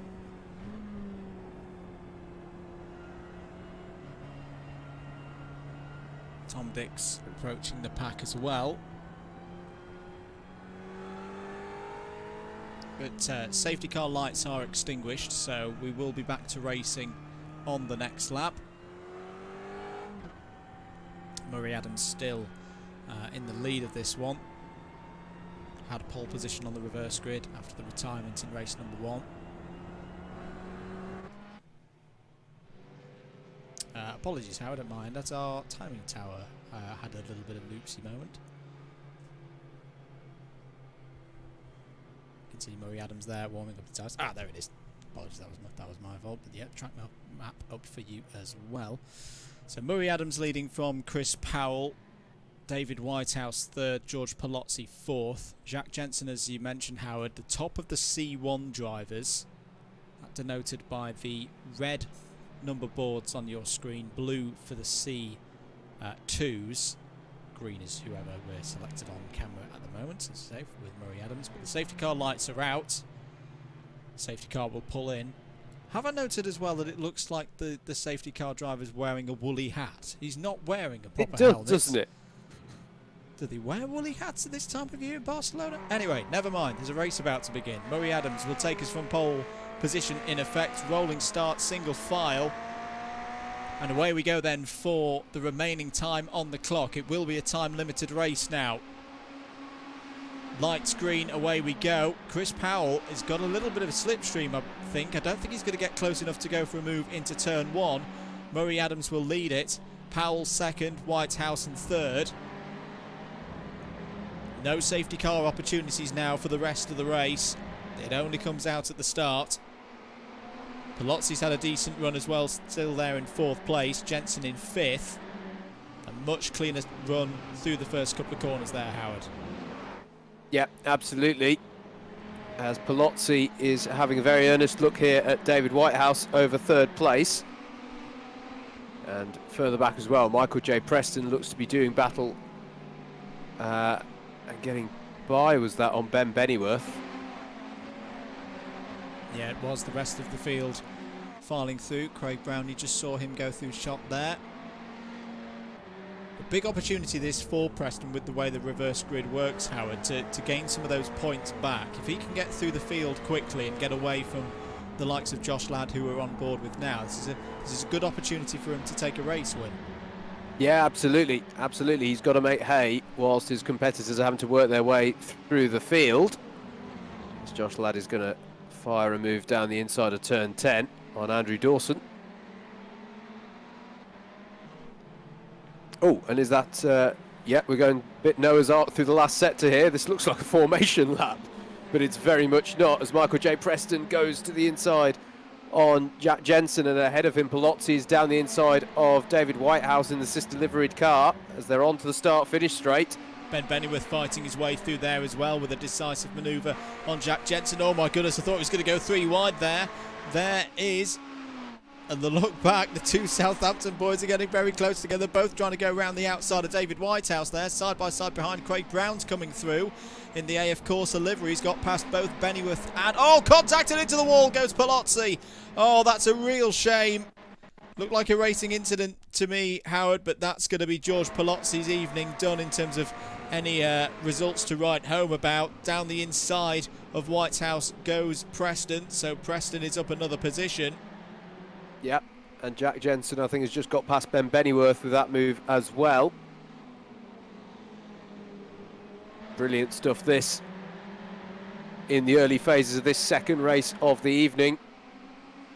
And as you say, Andrew, Michael J. Preston here needs to push on forward, as Josh Ladd has already got himself into the top 10. Oh, and that's a moment there for Craig Brown, but manages to save that one. Not quite sure how he managed to do that, but it is going to give Jensen an opportunity into 10. Oh, and there's a touch, and he's round. He's round, and that causes both of them to drop down the order. Tom Banks is one of the beneficiaries there. Oh, so not a good rejoin. Yeah, I think Banks won't be too happy about that. That wasn't the best of rejoins from Craig Brown, and there's significant damage to the car now. Yeah. Did I just see Josh Ladd diving in the pit lane, or did my eyes deceive me on that one? No, yes he is. Nope. So Josh Ladd going for, this is the first of the mandatory pit stops, going for a very, very early one here. This could be a shrewd move, Howard, because I think he's identified that he's in traffic, he's losing time, may as well get himself out of it and into some clean air. Yep, yep, smart, savvy move there potentially from Josh Ladd. As we cut back to our championship leader, having a look here at Chris Powell. Lovely move down the inside of turn 4 there, moves himself up. So make no mistake about it, we have a strategic race on here between the driver on your screen right now in the form of Michael Preston and Josh Ladd, and I'll wager there'll be a few other characters in that story to play out as well. So Josh Ladd back out the pit lane. He's emerged in 18th place.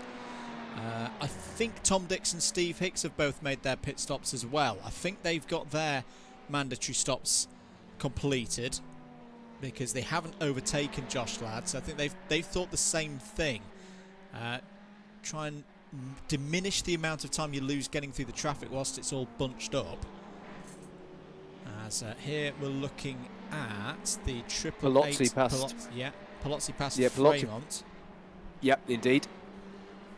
Still with that damage though on Palozzi's car, he's not chosen to come in on that one.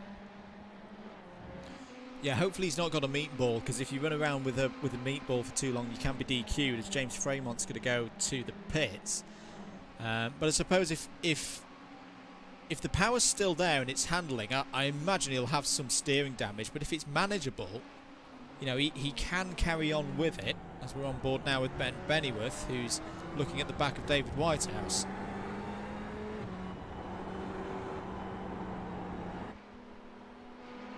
Absolutely. So interesting this one, Andrew. We've got several drivers trying this strategy. Matt Hale is in, Tom Banks is in, and as you mentioned, James Fremont. So this is interesting. Drivers opting to go for an earlier pit stop in this one. It is one which is an interest. Yeah, go ahead. Sorry, go on, mate. Oh, how very British of us. One thing that I was going to say, mate, was it's interesting to me because we've had the safety car, so if anything, they'd have used less fuel. Yeah. So one cannot help but imagine that we should have some people who might try the exact opposite here and go for the late stop. Yeah. Yeah, and just try and do a little splash and dash towards the end of it. Here's Craig Brown, whose car is still looking a little bit second-hand out there after the incidents with Tom Banks and Jack Jensen's Ferrari. And yeah, it looks like the 47 is having as the 41 rather is having some handling issues out there. Here's Josh Ladd then. Right, so this is him now emerging back out of pit lane, and he's got Chris Hansen ahead of him, who may have also stopped already. I think they've got Alan Curtis ahead, who had issues early on in the race. This is almost becoming, Howard, almost like a track cycling pursuit in a way. You've got our leaders on opposite sides of the circuit trying to lap as quickly as possible against each other. Not directly racing right now, but Michael Preston, once he stops and where he comes out in relation to these drivers is how this race is going to be decided. And he's just on the fastest lap of the race so far, I believe, Howard, of a 1:42. Yeah, indeed. He's just gone by, as Ladd goes by Alan Curtis here, who does owe us a stop because he has been to the pits, but that was because he was involved in the first lap incident, so he will still have to come in for that one. So the highest placed of those who have pitted is Chris Hansen ahead of Josh Ladd, or again, I'm trying to think, did Chris have to come in for damage? I don't think he did. No, I don't. So I think we're looking at the two highest placed stoppers so far in Chris Hansen and Josh Ladd. Yes, because Cali Rai did come to the pits, but that was for damage as well. So yeah, everyone ahead of these two owes us the stop. And for these guys, they'll hope that they don't actually have to do that much overtaking on circuit. As we change for the lead, Michael Preston gets past Murray Adams there and is through. Yeah, that is a key point, Howard. That is a really key point of the story of this race. Absolutely. So now it's going to be a question of what pace can Michael Preston put on in clean air.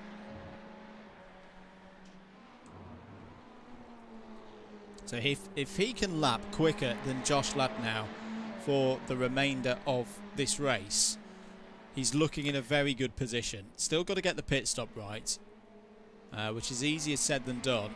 And he's not going to have any slipstream assistance now, well, unless Murray Adams overtakes him.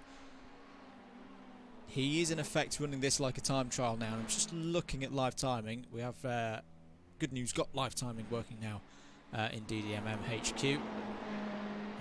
What is the gap between Preston and Josh Ladd? It's 29 seconds. Yep, I could also say on the lap time comparison, if you're interested in that, 4/100ths of a second separated Preston and Ladd on the last lap. This is going to be good. This is going to be very tasty. So Josh Ladd up to 14. And we're saying Josh Ladd, but of course Chris Hansen is ahead of him, having made his pit stop already. We've just popped in the chat as well. double-mm.com/live-timing, which I should have shared with you folks a lot earlier. Apologies. But is live, is ready for public consumption. And Michael Preston pops in a new fastest lap again, a 1:42.17. So at the moment he is lapping quicker than Hansen and Ladd. We're watching on screen now the battle between George Palozzi and Andrew Dawson. Looks like Jack Jensen is into the pit lane for his mandatory pit stop. Well, considering that car's been in the wall, Howard, it's still moving pretty quickly. Somebody call up Maranello, because there's a major design flaw here with the Ferrari 448. It's clearly carrying excess weight. And I think that could catch on. You know how people, you know back in the 90s when you had the translucent Game Boy colours, so you could see, or Game Boys where you could see all the goings on. I think we could do that with a Ferrari. I had the purple one. Which one did you have? I had lime green. Ooh. Just looking further down. Go ahead, mate. Oh, and there's a touch between Craig Brown and Palozzi there. That was a bit of a botched attempt there. Not quite sure what happened then. I couldn't tell if that was Craig was a bit too bold on the brakes or Palozzi just took a very odd line and he's going to have to rejoin carefully. Oh. As Laura goes through and Josh Ladd as well. Goodness me. And he's just struggling to get back. He gets going now, but that was a heart-in-the-mouth moment for several drivers as James Corp is in the pits at the moment I've just as had a look well. at the on my replay monitor in the virtual box, Howard. I think it was just Craig Brown outbraking himself and getting into the back of Palazzi, but yeah, very, very close. Both Ladd and Hansen, and who else was just behind them as well? It's Adrian Mertens did brilliantly to get around the stricken George Palazzi. Ironically, that will have helped his teammate Michael Preston. Because, I was going to say, yeah. Because he will have gained some time out of that. Here with Kieran Kelly Wright, having a look at David Whitehouse into turn 1. And he's going to get the job done. Does he know he's going to be wide through 2 and Whitehouse is going to come back again? Keep your comments coming in, everybody. If you're just joining us, watching race 2 of round 6 for the 2021 Legends of Club 100 and BUKC iRacing Championship for Club 100 and BUKC drivers past and present. Callie Wright, oh, beautiful switchback, cuts it down to the inside, gets on the curb, helps himself to a lot of that curb to get him around the corner. Very clean move, Howard, to get him up into 5th place. Yeah, good effort there. Good effort there from Callie Wright. Nice little move. We're picking up Chris Hansen, chasing Alexandra Aloro. And this is your people who have pitted now catching on to the back of those who haven't. Yeah. So, ironically now, the tables have turned. We were talking about how the likes of Chris Hansen, Josh Ladd took the early stop to be out of the traffic. Now it's Michael J. Preston out front, and these two having to work their way through some of our runners. I think it's always been a thing with this circuit, irrespective of what form of racing is on here, whether it be Formula One, whether it be Creventic Series, whether it be GT racing, European Le Mans Series, whatever it is. Track position is so important around this circuit, and you can overtake round here as long as you're not in the Formula One car. But it's not the most open circuit in terms of braking zones into corners, I'd say. So you have still got to work for those overtakes, and that often holds you up, which for Michael Preston right now he's having to do none of because he's got a 3-second lead. Yeah, absolutely. George Palazzi into the pits, mate. Yep, good spot, mate. Here he is. Here he is. That's a better angle. Now, will he have... Oh, no, of course, he's got yes, fast he will. repair. I was about to say, will he have some mandatory repairs? So, the geometry is now back to fresh out of Maranello's spec. And by it goes. That looked like a very simple stop for Team Southampton Motorsport. Yep, absolutely. Where does he come out?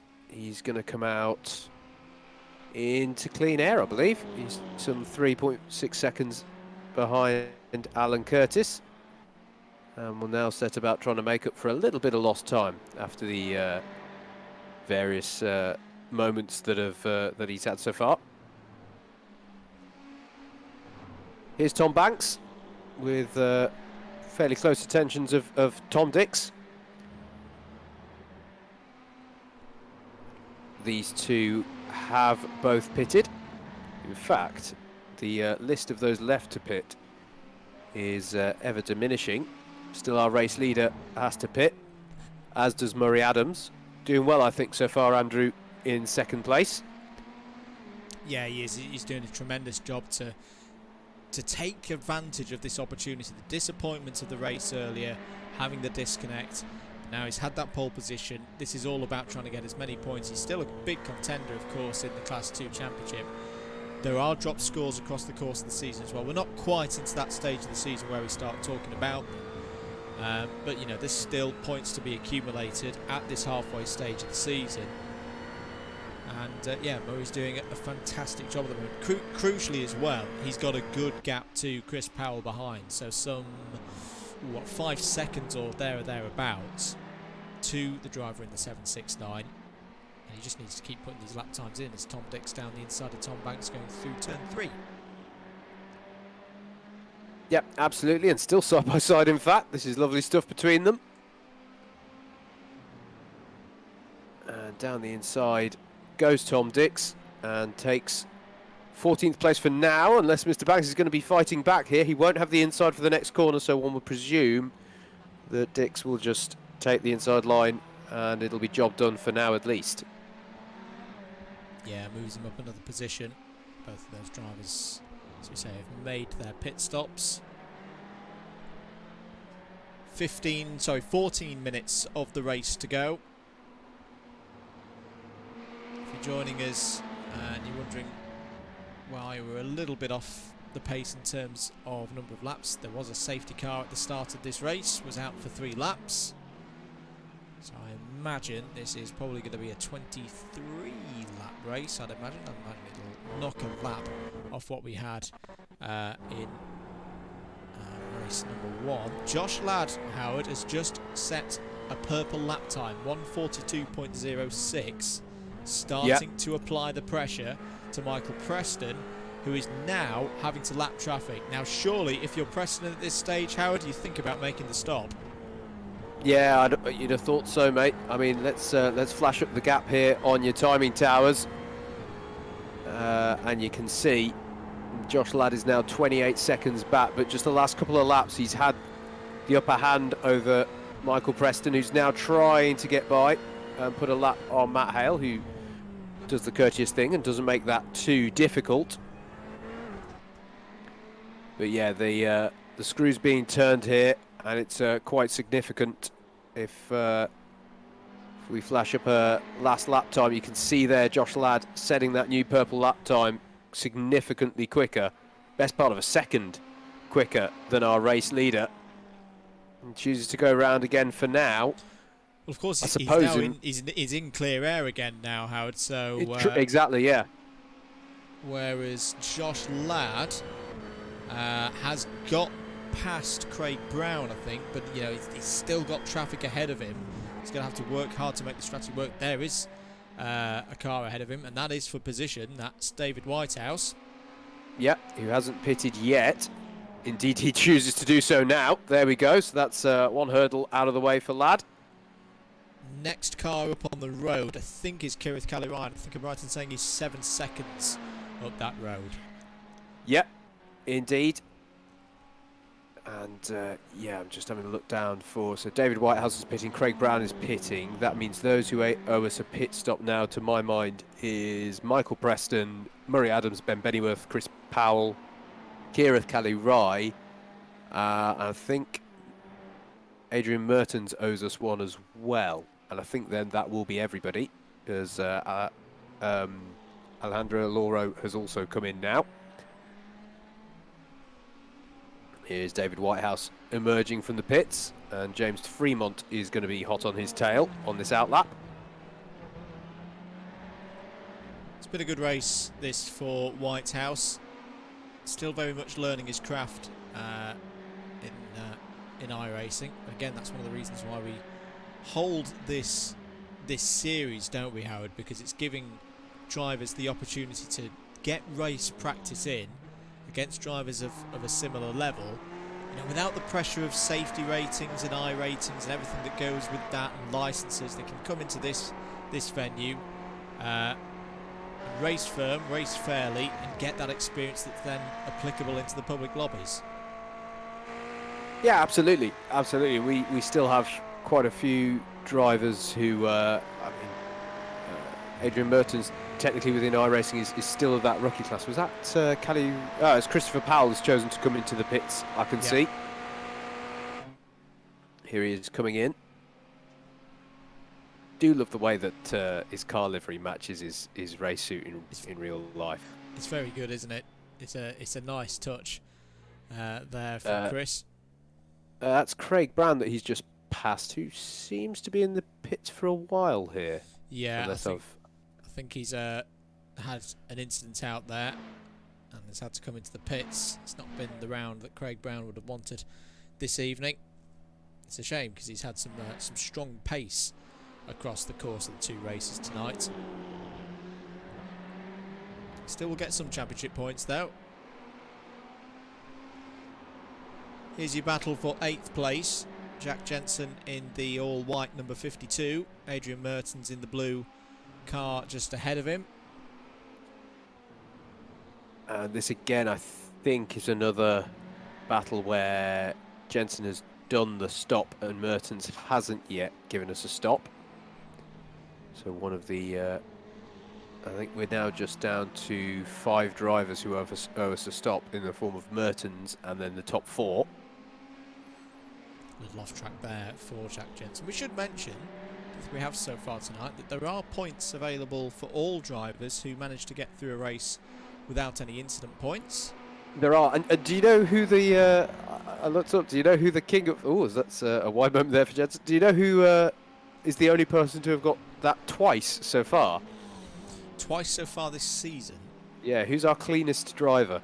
It's not going to be someone that's really ironic, is it? There's a certain irony to it, I suppose. It's not, yeah. It's not Steve Hicks, is it? No, it's not. It's okay. not. That's the ultimate irony then out the window. Although he has actually had one. He has actually had one, as Hicks. But one driver's had 2, and the irony being that they're not here. It's Anwar Burrell Smith. Ah.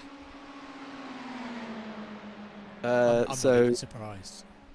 Will he be bested? He could win the Clean Driver Championship with a high score of 2. No, we should say that is also like including you off tracks and all of that kind of stuff. So it is a challenge to get through one of these races, especially round here. I know it's been a comment a few of the drivers have made. The track limits coming out of Campster Corner are quite firm. Yeah. So yeah, we'll give him that one. Here's another fight out there on circuit. I think this is our one over, 17th place. George Palazzi on board with him now into the rear of Aloro. And I think, well, that's going to be a second-hand front splitter on Palazzi's car there. And I think he just got caught out by Aloro's braking point. He's determined to reinvent the front of a 488, isn't he? Leader in the pits, Howard. Leader in the pits. This is the crucial point of the race. 7 minutes to go. Where is Michael Preston going to emerge in relation to Chris Hansen and Josh Ladd? They are the ones who pitted early. He's rolling down pit lane now. Murray Adams has taken the lead of the race. He's yet to pit. Kirith Kalirai second, and there goes Josh Ladd. He's made it work. He's made the early stop strategy work. That is a huge, huge moment in this race, Howard. Yeah, significant stuff there. That is Josh Ladd making the strategy work. And well, we saw we've seen in F1 this idea of the you know, Hamilton taking that stop and then having to do all the hard work. We haven't had literally an extra stop, but we did go for an early stop strategy, and Josh Ladd has made that work brilliantly. And you can see the gap here. Chris Hansen has been in again, mate, just to note that. So he must have also had a stop under the safety car, which is what put him out of position. But he has now come in and done his mandatory pit stop and re-emerged in 10th. Yeah, here's your race leader. This is Murray Adams, who, not the first time he's led this race, starting, of course, on pole. I'm just looking at the times. No, Kirith's got to pit as well, hasn't he? Kirith Kalirai's got to come in and pit as well, because he pitted under the safety car. In comes Murray Adams now, a lap after Michael Preston. I reckon Murray's going to come out here ahead of Steve Hicks. I reckon he's going to come out in 4th position. Yep, so you're looking at the 5th place car on your track map there, currently coming through the final sector. Kirith Kalirai is going to inherit the lead of the race. Here is Hicksy now, coming through the last couple of corners. Comments coming in from Felix Connolly, who's raced in this series in the past. Some great scraps at Daytona early in the season. Josh must have had an unreal method for pitting. Lap times were identical between the two. in that first stint pretty much, and Michael was well ahead when Josh pitted. Yeah, it must have been a very, very quick in and out, an attack of that pit lane. Won't have sped down the pit lane, of course, because he would have got a black flag for that. I think I largely agree with that, but there were some laps just towards the end of Preston's stint where Ladd just seemed to have the measuring by quite a significant margin. Yeah. As I say, there was that couple of laps where it was the best part of a second, and I think that really sealed the deal for Ladd. Just to follow up on the housekeeping, you can see here that Murray Adams has got out some 3 seconds ahead of Steve Hicks, so you were right there, Andrew. Managed to get that done. Yep. Kirith, if you're listening, you've got to come in and pit, mate. Don't forget, because it's a good position this for Kirith, and in terms of the C2 Championship. This is a battle for the lead on the circuit, so Kirith Kalirai is leading. I'll say that again. Kirith Kalirai is leading here in the iRacing Legends of Club 100 and BUKC. You've got a back marker ahead of them as well. Josh Ladd will get in the slipstream. Look to take the lead here for the first time in this race from the back of the grid. Back marker pulls to one side. It's Matthew Hale in the 333. Josh Ladd down the inside there, Howard. Textbook overtaking to turn one. Bunny hop over the curb. Josh Ladd back into the lead with 3 minutes to go. Yeah, absolutely. Brilliant stuff from Josh Ladd. And he's just given us a masterclass, isn't he, this evening? He can control the race from the front and he can get to the front of the race from the back. So really impressive stuff here. I'm just trying to look for where if Kirith makes his pit stop, because what do we reckon? It's about 27, 28, top 30 seconds to make a pit stop. Yeah. I reckon he's got a shot of coming out possibly ahead of Chris Hansen, you know. Here's James Fremont on board with him now, just behind David Whitehouse. As you fight over 12th position.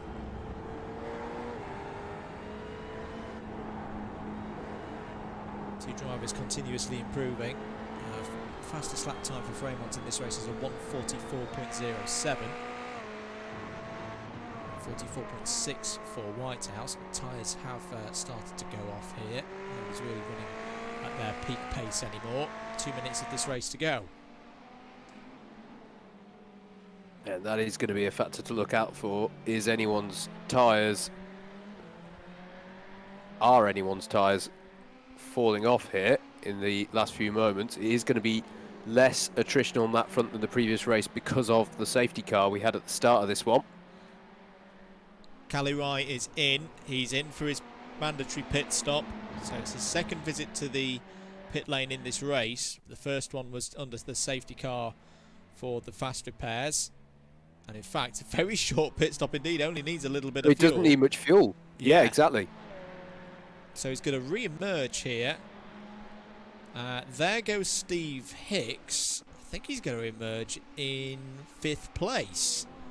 And yes, he is. A long way ahead of Chris Hansen. So this is looking very good here for Kirith Kalirai to get second place in C2. Josh Ladd's been doing his somewhat questionable texting whilst driving activities again. Was apparently fuel saving. So is that the thing, that he's gone on a major fuel saving strat? I mean, if he has, that is even more remarkable, to be able to hold that pace and fuel save. A masterclass in the Ferraris this evening, on board with Ed Keithley, who's trying to find a way past James Fremont and David Whitehouse. It's the three-way battle for 12th place. Just looking out for where our leader is, because we're about to time out on time. We are. I just want to highlight this really nice battle as well happening here between Aloro Powell and Mertens. Good little Class 2 battle going on in the dying moments here. But do we know... I'm just going to take a look at Josh Ladd here. I presume he's going on to the last lap now, mate? Depends on when he crosses the line. Oh, he crossed it with 1 second to go. So this is now the last lap then for Josh Ladd. Timed that to perfection. He probably could have let off and rolled it over the line, but didn't want to do that. He's under control. He's got a 3-second lead over Michael Preston. There is Chris Hansen battling with Tom Banks. Chris Hansen still on for third place in class, a podium in that regard. Can he gain another place overall here and get past the 25? Yes, definitely 25-year-old Tom Banks in 9th place. Banks goes defensive, leaves Hansen a car width on the inside, side by side as they go down into turn 1. Surely Hansen will have the inside line, just needs to brake nice and firmly, doesn't need to go too late on the brakes. He's got the move done, Howard, for that position. Absolutely, we jump straight back to the battle at 12th down through 14th as David Whitehouse does battle with Edward Keithley.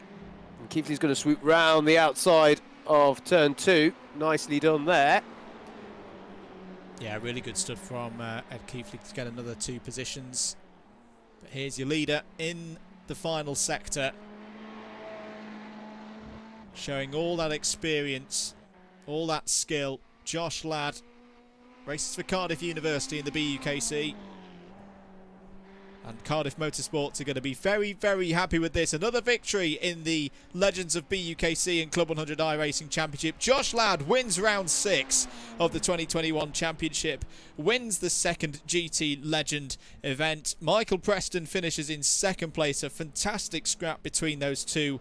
A scrap of the minds here this evening. 3rd place is going to go to Murray Adams. He's going to win in C2. That's a great comeback after the disappointment of race 1. Steve Hicks finishes in 4th, and I think will have 2nd place in the round there. 5th place for Kirith Kalirai, 2nd in C2. A very good C2 night for the KRT squadron. 6th place for Tom Dix, as there's contact there between Whitehouse and Fremont. Fremont's going to let Whitehouse go there. Tom Dix in 6th place. 7th place for Jack Jensen. 8th place for Ben Bennyworth. 9th for Chris Hansen. 10th for Tom Banks. 11th JJ Aston. 12th for Ed Keithley. David Whitehouse will finish in 13th place across the line there. James Fremont in 14th. Alan Curtis in the top 15 as he's coming through the final sector now. Can he hold on ahead of Adrian Mertens, Aloro, Powell and Palozzi? Yes, he can. Good racing tonight from Alan, and that's a good recovery actually, Howard, considering Alan had some troubles earlier on in the race. Chris Powell there is going to finish in 18th place. George Palozzi, a tough race for him here in race number 2. Finishes in 19th. Matt Hale finishes in 20th. And a lap down, Andrew Dawson, Craig Brown and James Corp, all non-finishers. Chat's coming in. Essa very happy with the P5 for Kirith. The car is dead, according to Kirith. Is that because it's run out of fuel? Yeah, keep your comments in, guys. Thank you for all the interactions this evening. I do hope you've enjoyed the racing. But it's been a good one, Howard. Really, really good event here, and a good showing for the Ferrari GT3. Yeah, I think it's been a really good evening, mate. I think if I might, as much as I enjoyed Hockenheim, I think I've felt we settled into it a bit more as a format for this round. I don't know about you. Just as we have a look at the confirmed results, then for the feature race, another brilliant win for Josh Ladd. Arguably more impressive. I think it is impressive just to come from the back line, play the strategy as he did. Brilliant stuff there. Was great to see. We were hoping that maybe our championship leader would go with our I don't know what to person with most momentum off the last few rounds, and that's exactly what we were treated to. 3.7 seconds the gap in the end. Good race for Murray Adams. Highest place of Class 2, used that pole position brilliantly. Considering he had that disconnect, that loss of connection in the first race, he did as good as he could, I think, to claw back some good points here and got the highest finish out of Class 2. So fair play to Murray for that one. Solid result for Steve Hicks as well there in 4th. Kirith Kalirai used that late stop strategy really nicely, I think, to secure that 5th place overall and 2nd in class. Some good battling from the likes of Tom Dix, Jack Jensen. Ben Bennyworth, I thought we didn't feature him enough in that one, but he was having a good one out there, and Chris Hansen rounding out the podium positions in that class too. I think thoroughly entertaining for both of our races there, mate. Was interested to see. I feel like the drivers settled more into it as well. You know, perhaps thinking strategically a bit more in that second race. A couple of more of your comments coming in. Thanks as always to Essa, who's a great supporter of the channel, who says great commentary as always. If you have enjoyed the commentary and you're wondering how you can support us, subscribing to the channel here on YouTube at DDMM Double Dash Motorsport Media. Facebook as well. Ignore the thing on the screen. It is now at Double Dash MM for Facebook, Instagram and Twitter. And also the website www.double-mm.com, and why not bookmark the live timing for the next round of this championship, where hopefully I'll remember to use that more and not annoy Howard at the other end at Rugby Outpost DDMM when I'm not paying attention. But yeah, Howard, summarise this evening for us, and what are your final words before we close out the stream? Oh, it's been thoroughly entertaining evening, mate. I think it's been, you know what, really good, high quality, clean racing for the most part. I know there's been a few incidents out there, but considering the race lengths that these drivers are doing out there, and as I say, I'm not sure everyone prepared for this one, perhaps as much as they have some of the rounds. I thought it was a class evening. I was thoroughly entertained by that, and roll on the next one, which Montreal. I'm just checking the DDMM calendar so we can have a quick run through of all the different events that we've got coming up. Let's start with Sunday all day over on the Alpha Live YouTube channel. Wilton Mill Kart Club Championships round number 2, and I think sim racing fans are going to definitely want to watch that one. I'm not going to say why, but I think there's going to be someone on that entry list.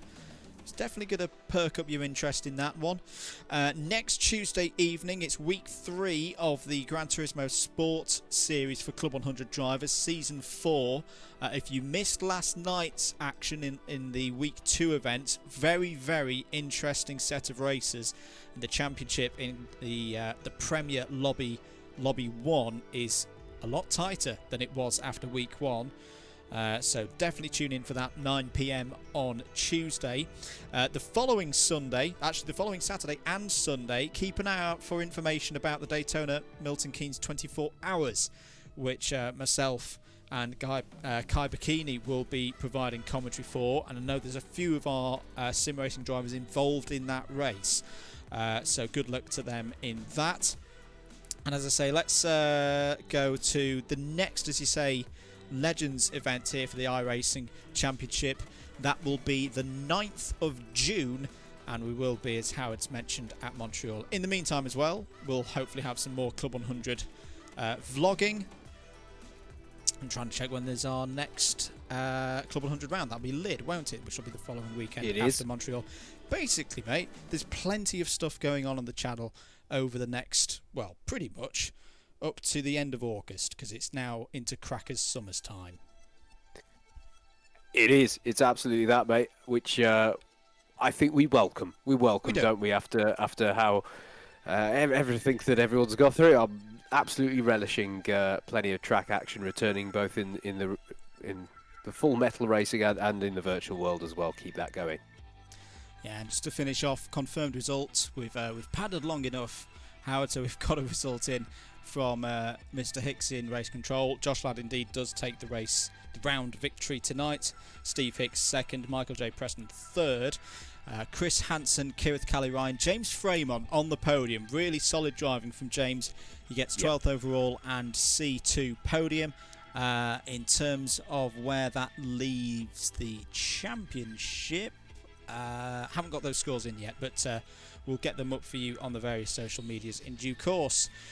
Right, thank you everybody. Thank you for your support here tonight. Thank you for your comments, your likes, your shares, your subscribes. It really does mean a lot to us here at DDMM. We'll see you very, very soon. Enjoy the rest of your evening, and for now, goodbye.